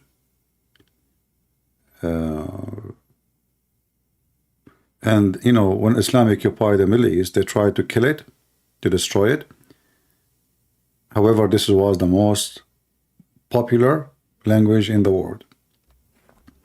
You know, the Aramaic people, they are very super smart, intelligent people, and their culture and their effect exists in the whole world. Like when you say Amin, you are speaking Aramaic. There's many words you use today. Even the word Europe, Africa is Aramaic words. The word Arab is Aramaic word. So Aramaic is a very extremely important language and is connected to, you know, many nations. Their influence was huge. Even they are famous to be one of the first people who know how to write, how to read, alphabet, the first people who built ships. They have a lot of, even their influence in Rome was huge, to the point there's many Roman emperor was from the Aramaic people. But when Islam came, as usual, the Trojan horse worked so hard in making everything Arabic. For this is Arab religion. Arabic should be superior.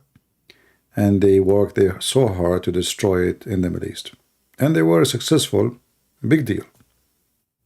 However, still, thanks God, there's millions of people still speaking the language, and I hope more and more schools and universities will teach the language so we can protect it from being killed by Muhammad. And actually, I believe even the Quran itself is nothing but a collection from Aramaic, you know. If I don't know, the one who speaks Arabic, he can notice how close it is, the Arabic language, to the Aramaic. But for sure, the Arabic is coming. Arabic is a collection of languages, but a huge part of it is from the Aramaic.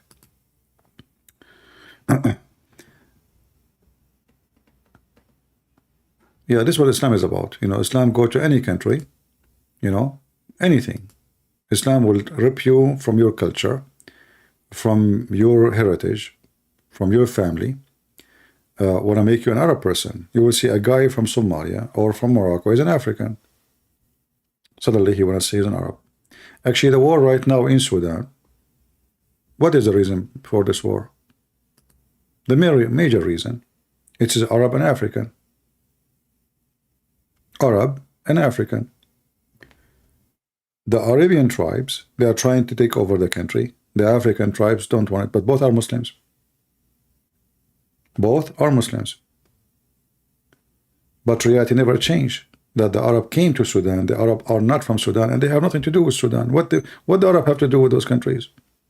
This is the land of the black people.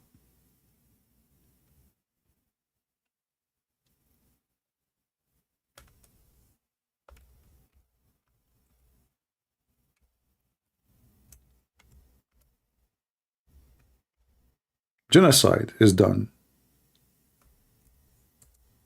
because simply they don't want the African to be ruling their land.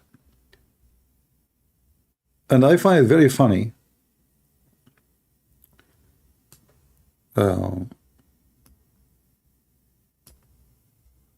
you know, how the Middle East function.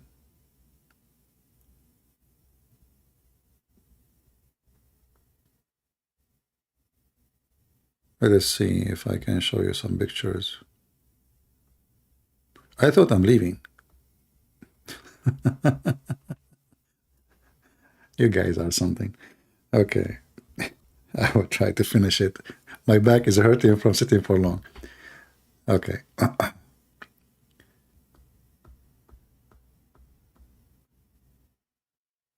I'm trying to find the pictures of the generals. Anyway, okay, here we go. We found one.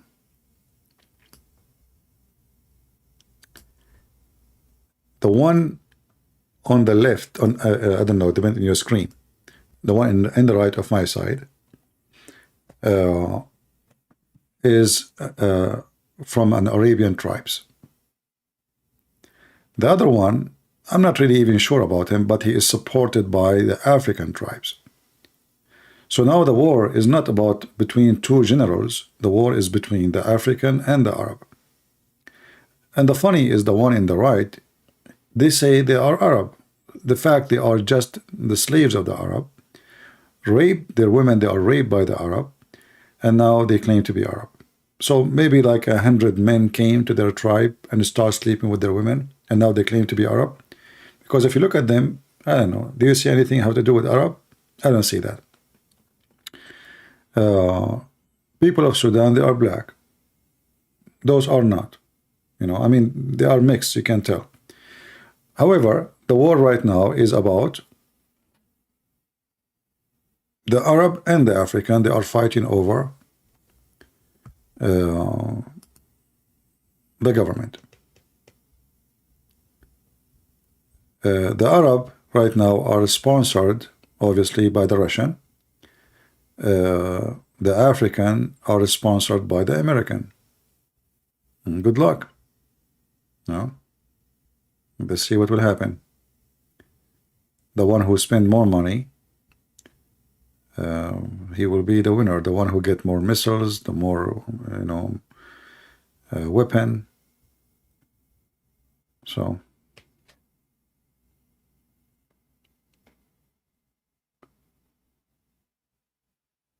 nobody can win. You see, this war, nobody can win, because this is, as I said, it's a tribal. In order to win, you have to destroy the other tribes.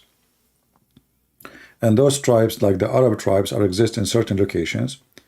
Like now in Darfur. Darfur have war for a long time. Genocide. And the real reason in Darfur war is the Arab and the African. You know, Arab fighting African, African fighting Arab. The Arab, they want to control. They want to swallow the land. They want to subdue the African. Somebody asked me a question when we were playing the video. I forgot what the question was. What was the question?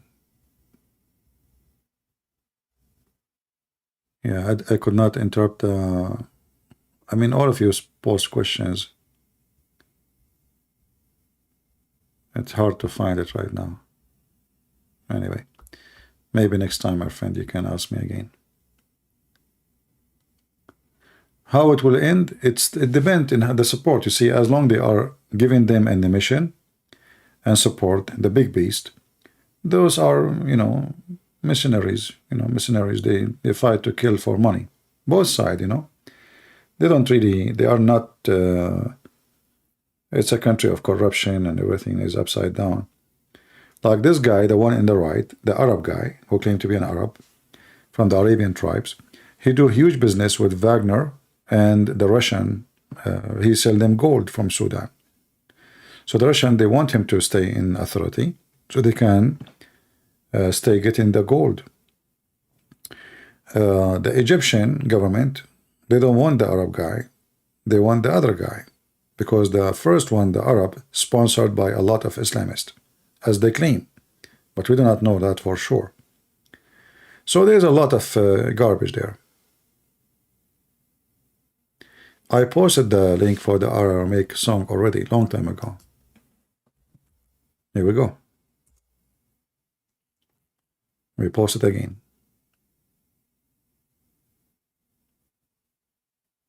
No, the war can end today. If the big boss says to them, stop it, they will end.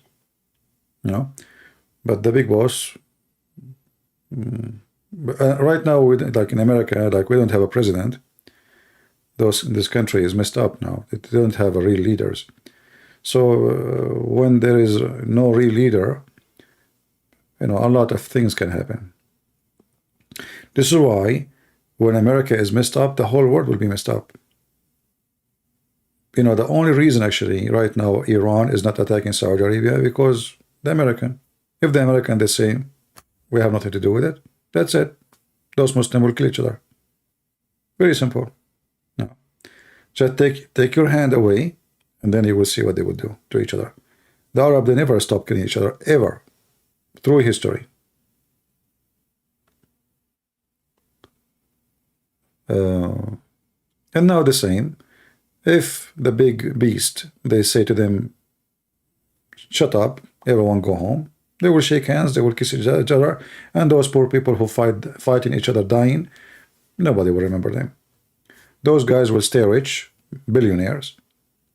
At the end of the war, they shake hands, they give kisses to each other, they share the country as a solution, and the poor who fought for them, nobody will remember him.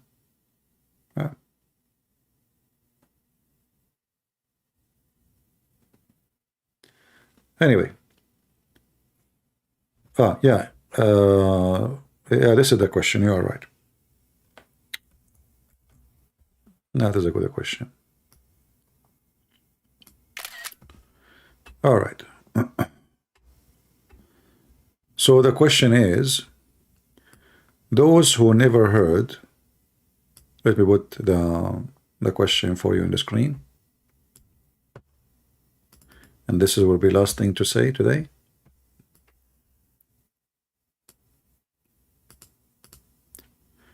CP, I think he asked those who never got a chance to become a Christians will get to heaven. I think no, he said those who never get the message, which mean the same, right?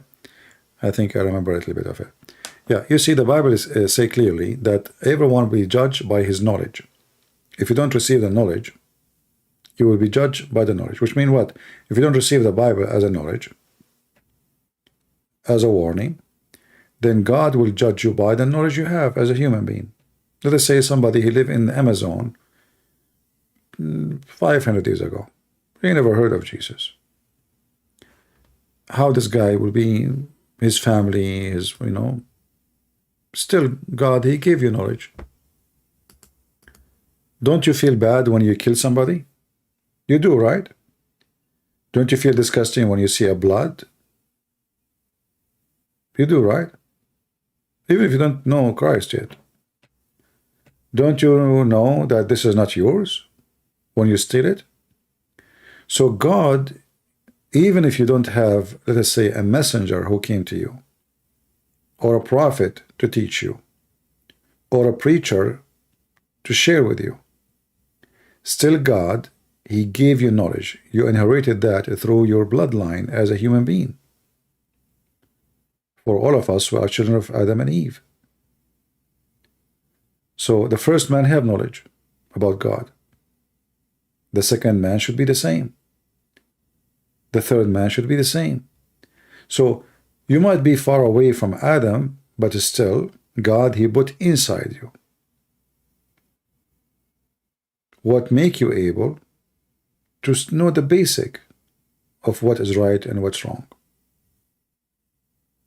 So when you kill, you feel guilty. When you steal, you feel bad. However, if you are evil, you enjoy it. God will judge you by that.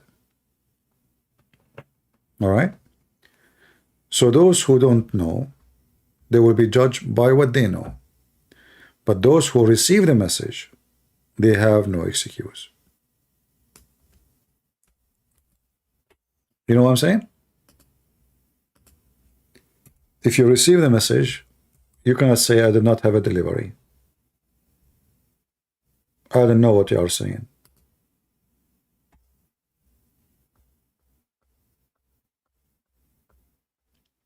And that goes even for even children. Like a child, he will not be judged, for he do not know. Right? If you do not know, you do not know how you will be judged.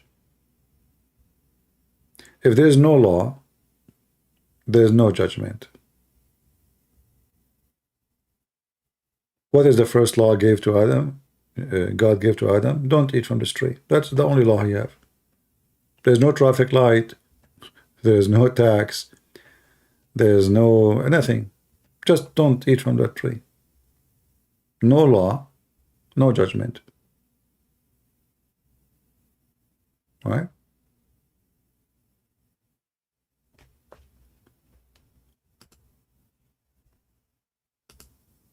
However, the man he have a law, which God he gave you inside you.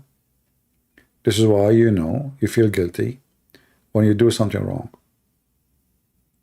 It doesn't matter how much savage you are.